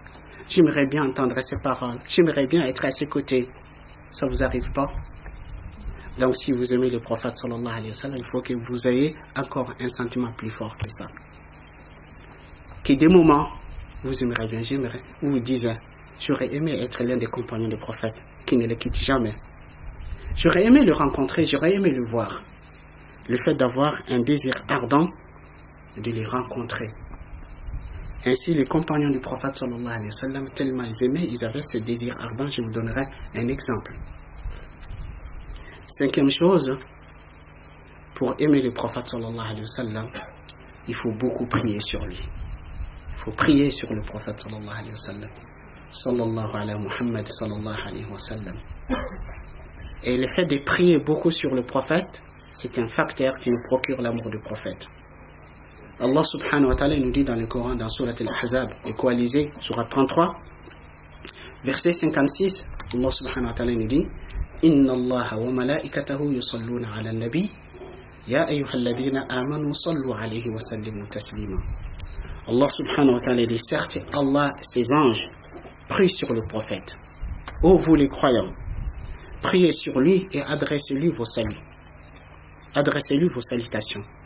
Donc, le fait de prier sur le prophète, ça nous procure l'amour du prophète. Le prophète, il dit, quiconque qui prie sur moi une fois, Allah priera sur lui 10 fois. Sallallahu alayhi Muhammad, sallallahu alayhi wa sallam. Donc, priez beaucoup sur le prophète, sallallahu alayhi wa sallam. Dernière des choses, qui peut être aussi le premier, c'est le fait d'apprendre à connaître le prophète, sallallahu alayhi wa sallam, à travers sa vie, sa biographie, ses œuvres, ses qualités. Car vous ne pouvez pas aimer quelqu'un que vous l'ignorez. Donc pour l'aimer, il faut le connaître. Pour le connaître, il faut lire, il faut étudier, il faut apprendre à le connaître à travers sa biographie, à travers sa vie. Vous ne pouvez pas parvenir à connaître le prophète sallallahu alayhi wa sallam et ne pas l'aimer. Quand vous l'aurez connu, vous l'aimerez forcément. Donc, il faut apprendre à connaître le prophète sallallahu alayhi wa sallam. Donc, quelques exemples de l'amour des compagnons vis-à-vis du prophète sallallahu alayhi wa sallam. À quel point les compagnons aimaient le prophète sallallahu alayhi wa sallam. Le premier exemple, c'est l'exemple d'Abu Bakr radiallahu anhu, son ami intime, son ami d'enfance. Abu Bakr radiallahu anhu, il disait dans l'un des propos, il dit, par Dieu, la conversion d'Abu Talib, c'est-à-dire l'oncle du prophète sallallahu alayhi wa sallam, qu'il a élevé et qu'il a protégé, qu'il a défendu, mais qui est mort mécréant. Il dit, certes, la conversion d'Abu Talib était plus aimée de moi que la conversion d'Abu Quhafa. Abu Quhafa, c'est son propre père. Abu Bakr dit, j'aurais préféré que l'oncle du prophète se convertisse à l'islam au lieu de mon père. Vous savez pourquoi? Il dit, car je sais que la conversion d'Abu Talib était plus aimée du prophète que la conversion d'Abu Quhafa. Je sais que le prophète, il aurait aimé plus la conversion de son oncle que la conversion de mon père. Donc pour cette raison, il est plus aimé de moi la conversion d'Abu Talib que la conversion d'Abu Quhafa. Et Omar ibn al-Khattab radiallahu anhu, il dira la même chose. Omar dit par Dieu, la conversion d'Al-Abbas, l'oncle du prophète sallallahu alayhi wa sallam, à l'islam, était plus aimé de moi que la conversion d'Al-Khattab, son propre père. Il dit car je sais que le prophète sallallahu alayhi wa sallam aimait plus la conversion d'Al-Abbas. Et ce désir ardent que les compagnons avaient pour le prophète sallallahu alayhi wa sallam, Ubayda, la fille de Khalid ibn Ma'dan, il dit, mon père Khalid ne se mettait jamais à lit sans exprimer son amour et les désirs ardents qu'il avait pour la rencontre du prophète sallallahu alayhi wa sallam et ses compagnons parmi Al-Muhajirin et Al-Ansar. Et il les nommait. Il disait, ce sont eux mes origines, ce sont eux mes descendants. Il dit, combien mon cœur penche vers eux. Il disait, Ya Allah, fais vite que je puisse aller les rejoindre. Combien les temps qui me séparent d'eux se prolongent. C'est-à-dire cet homme est resté en vie après la mort du prophète et ses compagnons, et chaque nuit quand il venait assis pour se mettre au lit, il disait, combien les temps qui me séparent de ces hommes se prolongent. Ya Allah, fais vite que je puisse aller les joindre. Et donc, vous voyez, comment dirais-je, à quel point les compagnons ils aimaient le prophète sallallahu alayhi wa sallam. Et notre exemple, c'est l'exemple de cette femme de l'Ansar, de Médine. Après la bataille de Uhud, à la fin de la bataille de Uhud, quand les combattants revenaient, ils rentraient à Médine, et cette dame, elle est allée rencontrer les gens qui revenaient des champs de bataille. Et vous savez que lors de cette bataille, les musulmans ils étaient sur le point d'emporter la victoire, mais au moment où ils ont désobéi aux ordres du prophète sallallahu alayhi wa sallam, la victoire s'est transformée en défaite. Le prophète il a été blessé. Il y a eu beaucoup de ses compagnons qui ont été tués lors de cette bataille. Donc la dame, elle rencontrait les gens qui revenaient des champs de bataille, elle leur disait, comment va le prophète sallallahu alayhi wa sallam? On lui dit, le prophète il va bien. Mais on lui annonce la mort de son père. Elle dit, Inna lillahi wa inna ilayhi raji'un. Nous appartenons à Allah, c'est vers lui que nous retournerons. Elle rencontre d'autres groupes de gens. Comment va le prophète sallallahu alayhi wa sallam? On lui dit, le prophète il va bien. On lui annonce la mort de son frère. Pareil, la même réaction. Nous appartenons à Allah, c'est vers lui que nous revenons. Et il rencontre d'autres gens. Il demande comment va le prophète. On lui annonce la mort de son fils. On lui annonce la mort de son mari. Mais tout cela, ça ne les préoccupe pas. Son souci principal, c'est le prophète sallallahu alayhi wa sallam. Après, elle rencontre des gens. Comment va le prophète? On dit, il va bien. Il dit, non, je vais le voir. Montre-le-moi. Il est où? Je vais le voir. On lui montre. Tu vois cet homme entouré qui est dans tel lieu? Celui, c'est le prophète sallallahu alayhi wa sallam. Et quand elle voit le prophète sallallahu alayhi wa sallam, elle dira, kullu musibatin ba'daka ya Rasulallah jalal. Tout malheur qui nous arrive hormis toi, c'est-à-dire si toi tu es épargné, tout malheur qui nous arrive hormis toi est minime. Subhanallah. La mort de son père, son frère, son fils, son mari, tout cela, si le prophète est épargné, c'est minime pour elle. Vous voyez à quel point elle aimait le prophète sallallahu alayhi wa sallam. Et le dernier exemple, c'est l'exemple de Thawban, un compagnon du prophète sallallahu alayhi wa sallam qui était l'un des esclaves affranchis par le prophète sallallahu alayhi wa sallam. Ibn Kathir rapporte dans son tafsir, il dit un jour, le prophète sallallahu alayhi wa sallam a rencontré un homme parmi ses compagnons, donc cet homme c'était Thawban, et qui avait l'air triste, pâle, comme si il se levait d'une maladie. Le prophète sallallahu alayhi wa sallam lui dit, mais qu'as-tu Thawban? Je vois que tu es triste. Il dit, ô messager d'Allah, je t'aime tellement, ça m'arrive que je sois dans ma famille, avec ma femme et mes enfants, quand je pense à toi, tellement j'ai envie de te voir, tellement j'ai le désir de te rencontrer, je ne peux pas patienter, à moins que je ne vienne te voir, pour apaiser mon cœur. Il dit, ce qui me rend triste, je pense à la mort. Tu mourras, moi aussi je mourrai. Quand tu mourras, tu vas être élevé au rang de prophète et messager. Mais quant à moi, je ne sais pas où est-ce que je vais être.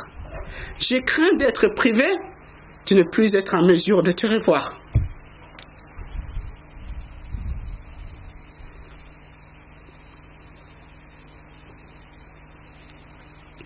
Je crains qu'après la mort, que je n'ai plus la possibilité de te voir. C'est ça qui me rend triste.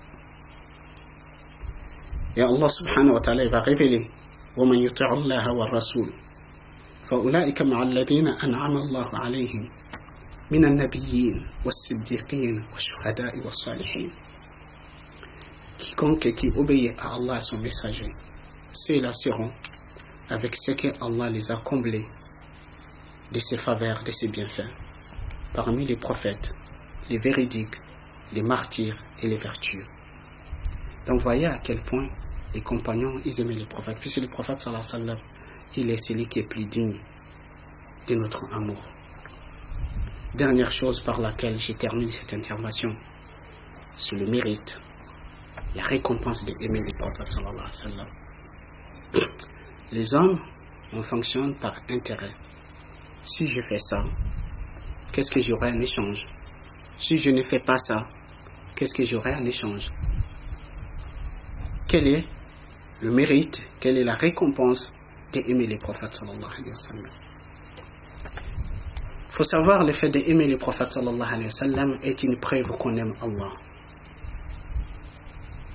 Le fait d'aimer les prophètes sallallahu alayhi wa sallam a beaucoup de bienfaits, beaucoup de mérites, mais je vais en citer juste un seul. Anas ibn Malik radiyallahu anhu, il dit, nous étions auprès du prophète sallallahu alayhi wa sallam, un homme est venu. Il dit, ô messager d'Allah, mata sa'a, quand est-ce que l'heure sonnera, quand est-ce que l'heure va sonner, c'est-à-dire quand est-ce que la fin de temps va arriver. Et le prophète sallallahu alayhi wa sallam lui dit, wa ma a'adatta laha, qu'as-tu préparé pour ce moment? Alors c'est comme que le prophète disait, ce n'est pas important que tu saches quand est-ce que l'heure va sonner. Ce qui est plus important, qu'as-tu préparé pour ce moment, dans quelles conditions ça va t'arriver. L'homme il dit, pas grand chose, ni beaucoup de prières, ni beaucoup d'aumônes. Il dit, mais j'aime Allah et son messager. J'aime Allah et son messager. Le prophète sallallahu alayhi wa sallam dit, tu seras avec celui que tu aimes. Tu seras avec celui que tu aimes. Anas dit, nous n'avons jamais été aussi joyeux, aussi heureux de la réponse d'une question qui a été posée au prophète sallallahu alayhi wa sallam, comme nous avons été heureux de cette question. Il dit, quant à moi, j'aime Allah et son messager, j'aime Abu Bakr et j'aime Omar, et j'espère être avec eux, même si je ne fais pas autant qu'eux. Donc, le bienfait d'aimer le prophète sallallahu alayhi wa sallam, c'est d'être avec le prophète. Imaginez-vous que au paradis, ton voisin de palier, c'est le prophète sallallahu alayhi wa sallam. Quel bonheur! Qu'Allah subhanahu wa ta'ala nous accorde son amour et l'amour de son prophète sallallahu alayhi wa sallam et l'amour de ceux qui aiment Allah et ceux qui aiment son prophète. Que Allah nous accorde l'amour des œuvres et des actions qui nous procurent son amour et l'amour de son prophète sallallahu alayhi wa sallam. Et barakallahu fikum. Wassalamu alaikum wa rahmatullah.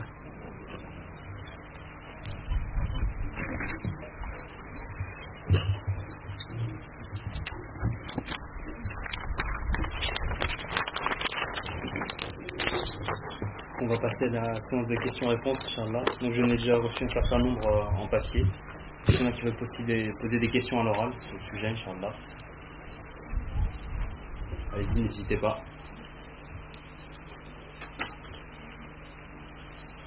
Bon, sinon, en attendant,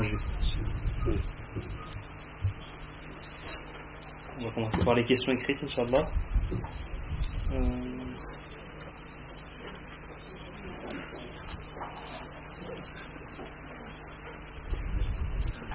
Comment savoir si notre amour pour le prophète sallallahu alayhi wa sallam est sincère? Comment être sûr que ce n'est pas de l'hypocrisie?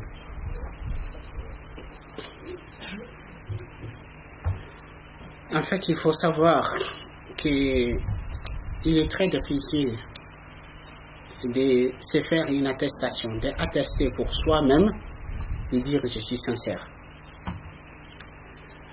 Donc, il est important qu'on se remette en cause, qu'on s'interroge de dire est-ce que je suis sincère ou pas. Mais l'essentiel, je vous ai cité un certain nombre de facteurs en faisant lequel qui nous procure l'amour du prophète sallallahu alayhi wa sallam. C'est-à-dire, si vous aimez obéir au prophète sallallahu alayhi wa sallam, suivre ses ordres, ses interdictions, si vous aimez le prendre comme modèle et que vous aimerez avoir les nobles caractères vous vous forcez à avoir les nobles caractères du prophète sallallahu alayhi wa sallam, ceci est un signe de l'amour du prophète sallallahu alayhi wa sallam. Mais il faut savoir que, comme j'ai dit, il est très difficile d'attester pour soi-même, de dire je suis sincère. Vous savez, Omar ibn al-Khattab radiallahu anhu, qui est l'un des plus grands compagnons du prophète, les prophètes, il lui a annoncé qu'il fera partie des gens du paradis. Omar radiallahu anhu, il interrogeait, il venait voir Hudayfa pour lui demander est-ce que les prophètes m'avaient cité parmi les hypocrites. Donc l'essentiel, c'est de faire l'effort, de suivre le pas du prophète sallallahu alayhi wa sallam, de faire ce qu'il nous ordonne. Inch'Allah, on sera sincère, Inch'Allah, dans notre amour envers lui.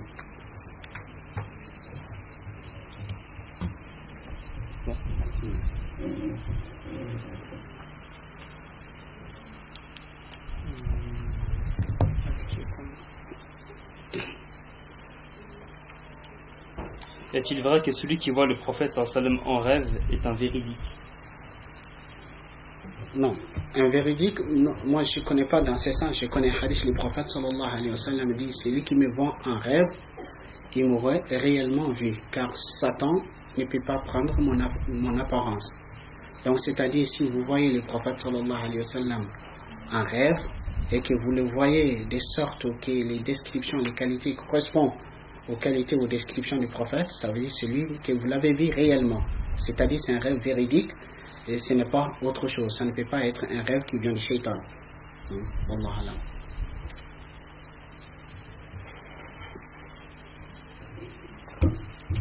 Qu'en est-il du fait de fêter l'anniversaire du prophète sallallahu alayhi wa sallam alors qu'il ne l'a pas fêté, ni ses compagnons, etc., alors qu'ils sont meilleurs que nous?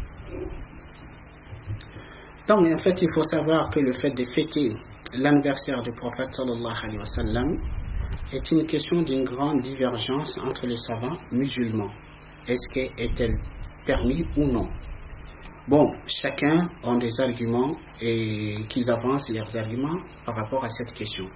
Mais moi, ma position personnelle, c'est vrai qu'en lisant les arguments des uns et des autres, je n'ai rien trouvé qui prouve que le prophète sallallahu alayhi wa sallam fêtait son anniversaire ou que les compagnons et les meilleures générations qui sont venues après qui fêtaient l'anniversaire du prophète sallallahu alayhi wa sallam.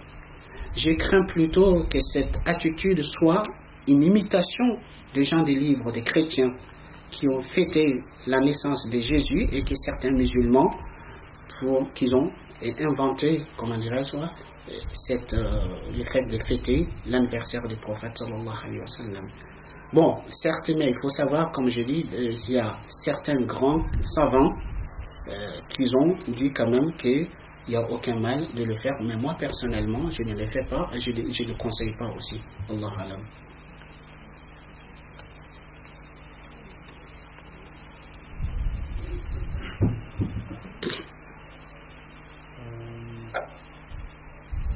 Une question sur internet. Donc Selma qui pose la question comment prier sur le prophète sallallahu alayhi wa sallam. Bien.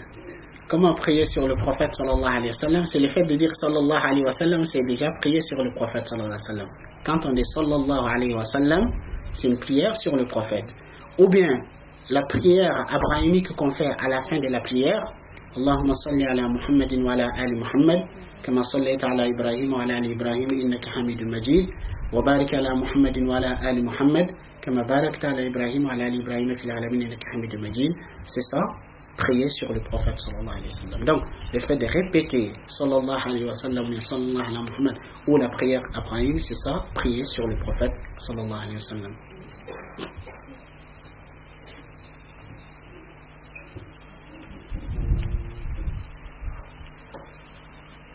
Alors comment doit-on réagir face à ceux qui insultent le prophète sallallahu alayhi wa sallam? Sûrement mon amour pour le messager de Dieu peut me pousser à réagir physiquement.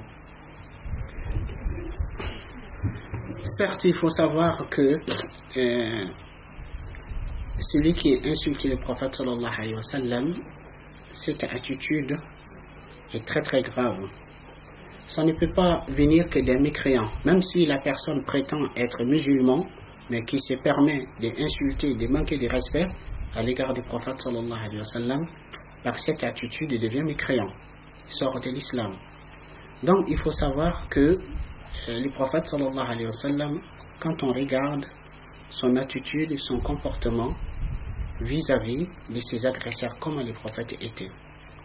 En fait, il faut savoir, chacun, on doit mesurer les conséquences de nos actes. C'est-à-dire, des fois, il y a certains gens, face à une situation donnée, ils veulent réagir sans mesurer les conséquences de leur réaction, de leur attitude.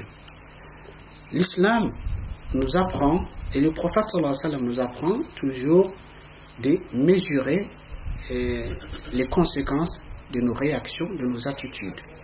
Si le fait de mal réagir, les conséquences seront beaucoup plus graves que le mal même qu'on a subi, dans ce cas, ça serait contraire à la sagesse de réagir de cette façon. Donc, certes, moi je crois la meilleure des façons aujourd'hui pour le musulman, notamment qui vit en Occident, dans le monde aujourd'hui, que des fois que certains gens, ils ont une attitude de dénigrer les prophètes de l'islam, de lui manquer de respect, c'est nous de montrer, d'exprimer notre amour, notre respect pour le prophète sallallahu alayhi wa sallam, d'apprendre au monde à connaître le prophète sallallahu alayhi wa sallam pour qu'ils puissent corriger leurs préjugés, leurs mauvaises images qu'ils essayent de coller à l'islam et au prophète de l'islam. Mais par contre, quand on a des réactions démesurées, des réactions, comment dirais-je quoi, qui n'ont pas à être mesurées en réalité, peut-être on fera plus de mal que ceux qui nous font du mal. Wallahu alam.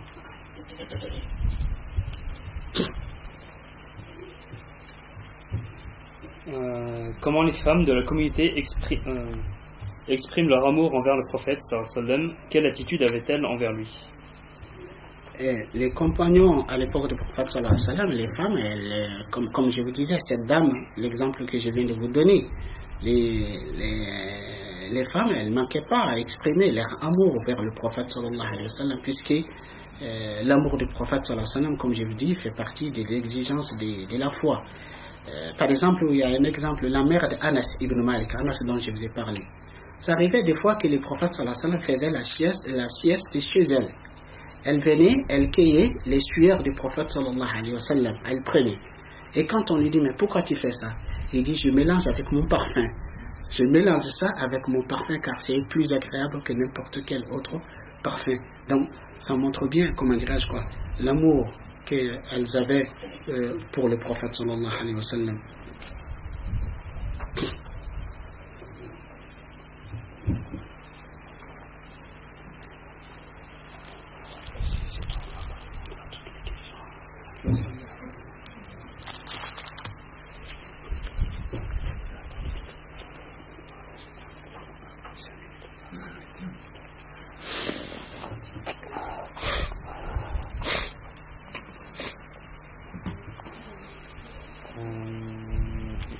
On prend peut-être la dernière question. Pourquoi dans notre communauté il y a beaucoup de divergences vis-à-vis des minhaj, pourtant notre prophète Mohammed sallallahu alayhi wa sallam a dit suivez ma sunna? Très bien. En fait, il faut savoir que cette divergence et cette tendance, tous ceux-là ceux qui sont sincères, ils veulent suivre la sunna du prophète sallallahu alayhi wa sallam. Ce qui est une faute, une erreur, que certains ils veulent croire que la sunna c'est leur exclusivité, c'est à eux seuls. Ça c'est faux. En fait, ce qui est condamnable, ce n'est pas la divergence des opinions, mais c'est la division. Et la division vient de le fait de ne pas tolérer autre vision que ma propre vision. Mais la divergence des opinions, c'est quelque chose de naturel, quelque chose de normal, quelque chose voulu par Allah subhanahu wa ta'ala. Et la divergence d'opinion, ça ne date pas aujourd'hui. Les compagnons qui ont vécu avec le prophète sallallahu alayhi wa sallam, ils n'avaient pas tous la même vision, la même façon de faire, la même façon de comprendre. Donc, la divergence des opinions, c'est quelque chose de naturel, quelque chose de normal. Pourquoi? Voulu par Allah subhanahu wa ta'ala. Allah il dit dans le Coran, s'il avait voulu, il aurait fait de vous une seule communauté. Si Allah il avait voulu, il aurait fait que tout le monde soit croyant dans le droit chemin. Mais Allah subhanahu wa ta'ala, il a fait qu'on a des visions différentes, des divergents, pour qu'on se rivalise dans le bien. Donc, le Coran, qui est le livre guide, qui est la base de la foi, Allah il nous dit du Coran, minhu ayatun muhkamatun hunna ummul kitab wa ukhar mutashabihat. Il dit dans le Coran, il y a des versets qui sont sans équivoque, c'est-à-dire le sens est clair. Deux personnes ne peuvent pas être divergentes dans la conversion de ces sens. Minhu ayatun muhkamat. Il y a des versets qui sont sans équivoque. Wa ukharu mutashabihat. Et d'autres qui peuvent être prêtés à diverses interprétations. C'est-à-dire, donc, quand vous prenez le Coran, il y a des versets qui sont clairs. Deux personnes ne peuvent pas être divergentes sur le sens de ces versets. Mais il y en a d'autres versets qui peuvent être prêtés à diverses interprétations. Donc, si Allah avait voulu que tout le monde comprenne la même chose, tout le monde fasse la même chose, il aurait fait que tout le Coran soit muhkamat, tout soit sans équivoque. Comme ça, il n'y aura pas de divergence. Mais Allah, il a voulu que dans le Coran, qu'il y ait des versets qui sont sans équivoque, qui ont des versets qui peuvent être interprétés différemment. Donc, si il y a des versets qui peuvent être interprétés différemment, forcément, on va aboutir à une divergence des opinions et des avis. Deuxième chose, Allah subhanahu wa ta'ala a doté les hommes de différents degrés d'intelligence, de différentes capacités de compréhension. C'est-à-dire tout le monde n'a pas le même niveau, le même degré, la même capacité de comprendre les choses de la même façon. Donc c'est-à-dire si nos raisons, nos intelligences, nos capacités de comprendre est différentes, on va comprendre les choses différemment, on va les pratiquer différemment. Donc c'est une autre raison qui prouve que Allah il a voulu qu'on comprenne les choses différemment. Et le prophète sallallahu alayhi wa sallam lui-même a acquiescé, a approuvé le fait qu'on comprenne les choses différemment. À l'époque du prophète sallallahu alayhi wa sallam, lors de la bataille de Coalisée au 5e année, quand le prophète il est revenu du champ de bataille, il est rentré chez lui. Après Jibril est venu le voir. Oh Mohammed, avez-vous déposé les armes? Il a dit oui. Il dit quant à nous, c'est-à-dire les anges, nous n'avons pas encore déposé les armes. Il dit quoi donc? Il dit Banu Qurayza, la tribu juive qui les a trahis lors de cette bataille. Alors le prophète il va donner l'ordre.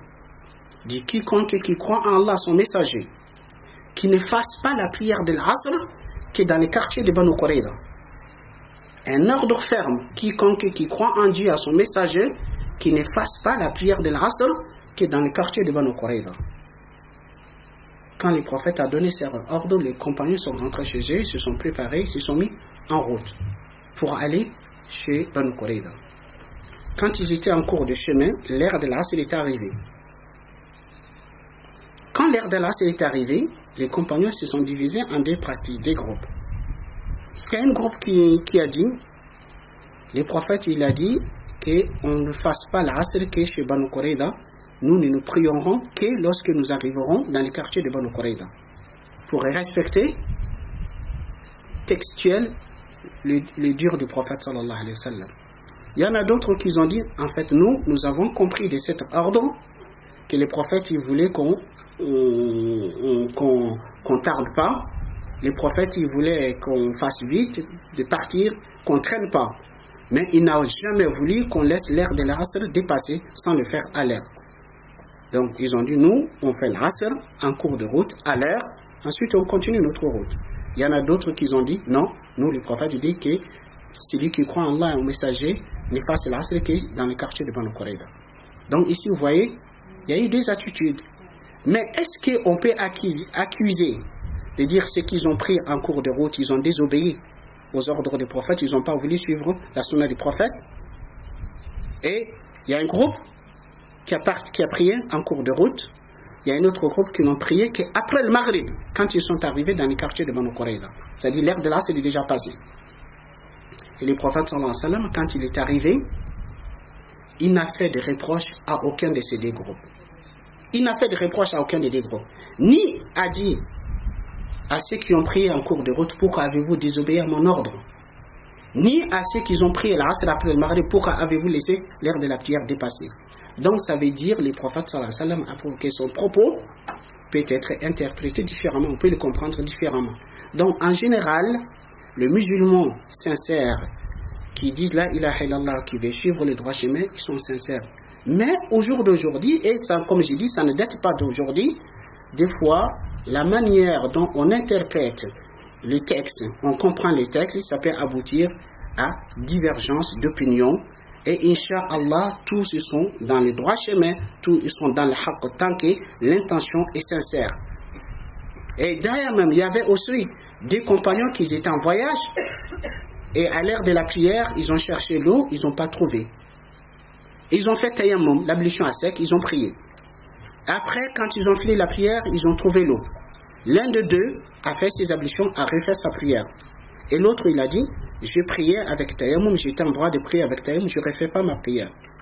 Et quand ils sont revenus auprès du prophète sallallahu alayhi wa sallam, ils ont raconté au prophète sallallahu alayhi wa sallam leur attitude. Le prophète il dit à celui qui n'a pas refait sa prière, asabta sunna. Ce que tu as fait est juste et conforme à ma tradition, à la sunna.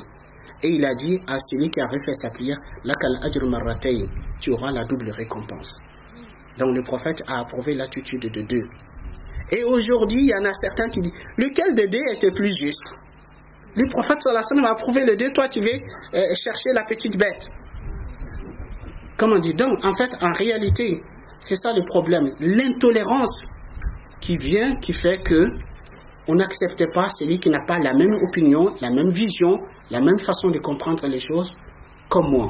Mais tant qu'une personne qui a l'habilité et les compétences de faire ijtihad, qui fait son ijtihad, même s'il se trompe dans son ijtihad, est récompensé auprès d'Allah, comme le prophète sallallahu alayhi wa sallam il dit. Donc, soyons tolérants, acceptons la divergence là où la divergence est possible. Wallahu alam.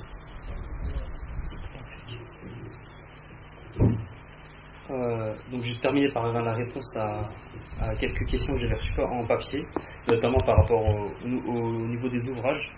Donc en fait je vais vous conseiller un certain nombre d'ouvrages, je n'ai pas l'habitude de le faire, mais donc voilà, ça c'est le livre de Cheikh Mohamed Mita sur l'amour de Dieu et du prophète sallam. Donc vous pouvez tous les trouver en librairie, Inch'Allah. Et sachez qu'aujourd'hui en fait exceptionnellement il y a une remise de 20% sur ces livres. Donc vous avez celui-ci, donc c'est vraiment la continuité de la conférence d'aujourd'hui. Vous avez la confiance en Dieu, sens et bienfait du tawakkul. Donc toujours, ce sont que les ouvrages de Cheikh Minta. Donc je vous incite à venir les consulter, Inch'Allah. Vous avez rappel et invocation selon le Coran et la Sunna, conditions, mérites et bienfaits. Donc voilà. Vous avez celui-ci, donc je vous invite à aller voir en fait Foued à la librairie. Et le dernier, franchement c'est vraiment une perle. Donc Cheikh Mohamed Minta, la voie de l'éducation spirituelle et de la purification de l'âme, cheminer vers Dieu. Donc voilà, donc tout cela 20% uniquement pour aujourd'hui. Je n'ai pas l'habitude de faire le commercial. Mais... c'est vraiment, je vous assure, c'est vraiment au niveau des livres, machallah. Mais sinon au pire vous avez la bibliothèque aussi, donc c'est un abonnement à 25 € l'année, qui est juste là. Donc voilà, je vais terminer par quelques informations juste avant de faire Dora. Donc en fait on a l'association UFCM, donc ceux qui ne connaissent pas c'est l'Union Française du Consommateur Musulman. Donc en fait ils vont mettre en place des formations qui s'appellent l'école du pèlerin. C'est pour accompagner et essayer de former un maximum des gens qui vont aller faire leur pèlerinage, Inch'Allah. Donc en fait ça va commencer par une conférence qui aura lieu le 4 août, Inch'Allah, donc ici même à Tafid, on va les accueillir. Donc avec l'intervenant ce sera Cheikh Sophie Balam. Encore une fois donc le titre c'est les pas d'Ibrahim, dimension spirituelle du pèlerinage. Donc ce sont des formations qui sont gratuites. Donc voilà, et ensuite après il y aura une série de modules qui auront lieu Inch'Allah le 2 septembre, le 8, le 16 et le 23. Donc ça va alterner entre ici et puis le centre PSL qui est situé entre Vénissieux et Saint-Fond. Donc voilà, PSL c'est un autre centre. PSL c'est participation et spiritualité musulmane. Donc voilà, je crois qu'il y a un flyer, je pense qu'ils doivent être à dispo Inch'Allah. Donc voilà, qu'est-ce que j'avais dit donc oui, ce que je vous avais dit tout à l'heure, pardon. Donc à la sortie, donc il y a une table avec une vente délicieux petits sandwichs, Inch'Allah, où vous aurez la possibilité de vous faire plaisir, de faire plaisir à votre estomac, et en plus que ça soit Inch'Allah une sadaqa, parce que en fait l'argent récolté permettra l'achat de kits scolaires à destination du Mali. Donc voilà, l'association elle s'appelle Défi, vous pouvez faire un don en ligne aussi, c'est notredéfi.fr, et même le Cheikh Minta peut attester du sérieux de cette association, Inch'Allah. Et d'ailleurs ceux qui veulent donner un peu de leur temps, ils sont toujours à la recherche de bénévoles, Inch'Allah. Et en parlant de bénévoles, je l'avais dit, je le redis Inch'Allah, parce qu'on en a vraiment besoin. Donc le 2 septembre, Inch'Allah, on organise la fête de l'Aïd, donc on a vraiment besoin de vous. Donc c'est vraiment une fête qui est dédiée aux enfants. On accueille sur la journée 3000, voire peut-être un peu plus de 3000 personnes sur la journée. Donc c'est situé Lyon 8e, donc le boulevard des États-Unis, en face du centre international de séjour, donc sur la place du marché. Donc il y aura vraiment énormément de jeux, de stands. On a vraiment besoin beaucoup de bénévoles. Les années précédentes, il y a eu des stands qu'on a dû fermer malheureusement, parce que c'était par défaut de personnes, de bénévoles pour nous aider là. Donc Inch'Allah, vraiment, on a vraiment besoin de vous. Donc c'est vraiment très varié, c'est autant pour tenir les stands. Donc il y a beaucoup de structures gonflables, on aura des tours de poney comme d'habitude, on aura des tours de chameau depuis l'année dernière. Faut tenir la billetterie, il y a des stands de maquillage, il y a toute la partie sandwicherie, il y a différents stands, il y aura des stands associatifs aussi Inch'Allah. La sécurité, la propreté, j'insiste aussi sur la propreté Inch'Allah. Donc voilà, c'est vraiment très très varié. Il y a aussi la communication, et aussi s'il y a des personnes qui peuvent être disponibles pour Salat l'Aïd, parce qu'on distribue des flyers pour faire connaître Inch'Allah, ceux qui sont disponibles pour venir nous aider pour ça, je vous demande de venir vous porter volontaire Inch'Allah. Il y a une sœur qui vous attend à l'extérieur à côté des deux stands qui sont dehors, la sœur Fatoum. Donc on va prendre vos coordonnées Inch'Allah, et la sœur Samah, voilà. Et puis dernier rappel, c'est pour les compétences vidéo. Donc comme vous le savez, on était alhamdoulilah en direct encore. On a permis à plus d'une 50aine de personnes de regarder en direct la conférence et de poser leurs questions. Et on a vraiment besoin de frères ou de sœurs qui ont des compétences là-dedans. Donc je vous demande vraiment Inch'Allah de pouvoir venir si vous avez un peu de compétences ou si vous avez des connaissances autour de vous, parce que ça pourrait ne pas continuer malheureusement si on ne trouve pas de personnes. Donc voilà, barakallahu fikum, je demande Inch'Allah de faire le dua. بسم الله الرحمن الرحيم الحمد لله رب العالمين الرحمن الرحيم مالك يوم الدين إياك نعبد وإياك نستعين اهدنا الصراط المستقيم صراط الذين أنعمت عليهم غير المغضوب عليهم ولا الضالين آمين اللهم إنا نسألك الهدى والتقى والعفاف والغنى اللهم إنا نسألك موجبات رحمتك وعزائم مغفرتك والغنيمة من كل بر والسلامة من كل إثم والفوز بالجنة والنجاة من النار اللهم أصلح لنا ديننا الذي هو عصمة أمرنا وأصلح لنا دنيانا التي فيها معاشنا وأصلح لنا آخرتنا التي إليها معادنا واجعل الحياة زيادة لنا في كل خير والموت راحة لنا من كل شر برحمتك يا أرحم الراحمين يا رب العالمين اللهم اجعل جمعنا هذا جمعا مباركا مرحوما واجعل تفرقنا من بعده تفرقا معصوما ولا تجعل فينا ولا من بيننا ولا معنا شقيا ولا محروما برحمتك يا أرحم الراحمين يا رب العالمين اللهم تقبل منا صيامنا وقيامنا وصالح أعمالنا اللهم وفقنا للمزيد من العمل الصالح الذي يرضيك عنا اللهم اختم لنا شهر رمضان برضوانك اللهم اختم لنا شهر رمضان برضوانك اللهم اختم لنا شهر رمضان برضوانك واجعل مآلنا إلى جناتك واعذنا من عقوبتك ونيرانك واجعلنا من أتقائك من النار برحمتك يا أرحم الراحمين يا رب العالمين اللهم إنا نسألك فعل الخيرات وترك المنكرات وحب المساكين وأن تغفر لنا وترحمنا وإذا أردت بعبادك فتنة فاقبضنا إليك غير مفتونين. اللهم إنا نسألك حبك وحب من يحبك وحب العمل الذي يبلغنا إلى حبك، واجعل اللهم حبك أحب إلينا من أنفسنا وأهلنا وولدنا ومالنا، واجعل اللهم حبك أحب إلينا من الماء البارد. اللهم ما أعطيتنا مما نحب فاجعله عونا لنا فيما تحب، وما زويته عنا مما نحب فاجعله فراغا لنا فيما تحب، برحمتك يا أرحم الراحمين يا رب العالمين. اللهم اغفر لنا ولوالدينا وارحمهم كما ربونا صغارا. اللهم اغفر لنا ولوالدينا وارحمهم كما ربونا صغارا. اللهم اغفر لنا ولوالدينا وارحمهم كما ربونا صغارا. اللهم اغفر للمؤمنين وللمؤمنات وللمسلمين والمسلمات الأحياء منهم والأموات برحمتك يا أرحم الراحمين. ربنا آتنا في الدنيا حسنة وفي الآخرة حسنة وقنا عذاب النار. اللهم صل على محمد وعلى آل محمد كما صليت على إبراهيم وعلى آل إبراهيم إنك حميد مجيد، وبارك على محمد وعلى آل محمد كما باركت على إبراهيم وعلى آل إبراهيم في العالمين إنك حميد مجيد. سبحانك اللهم وبحمدك نشهد أن لا إله إلا أنت نستغفرك ونتوب إليك، وآخر دعوانا الحمد لله رب العالمين.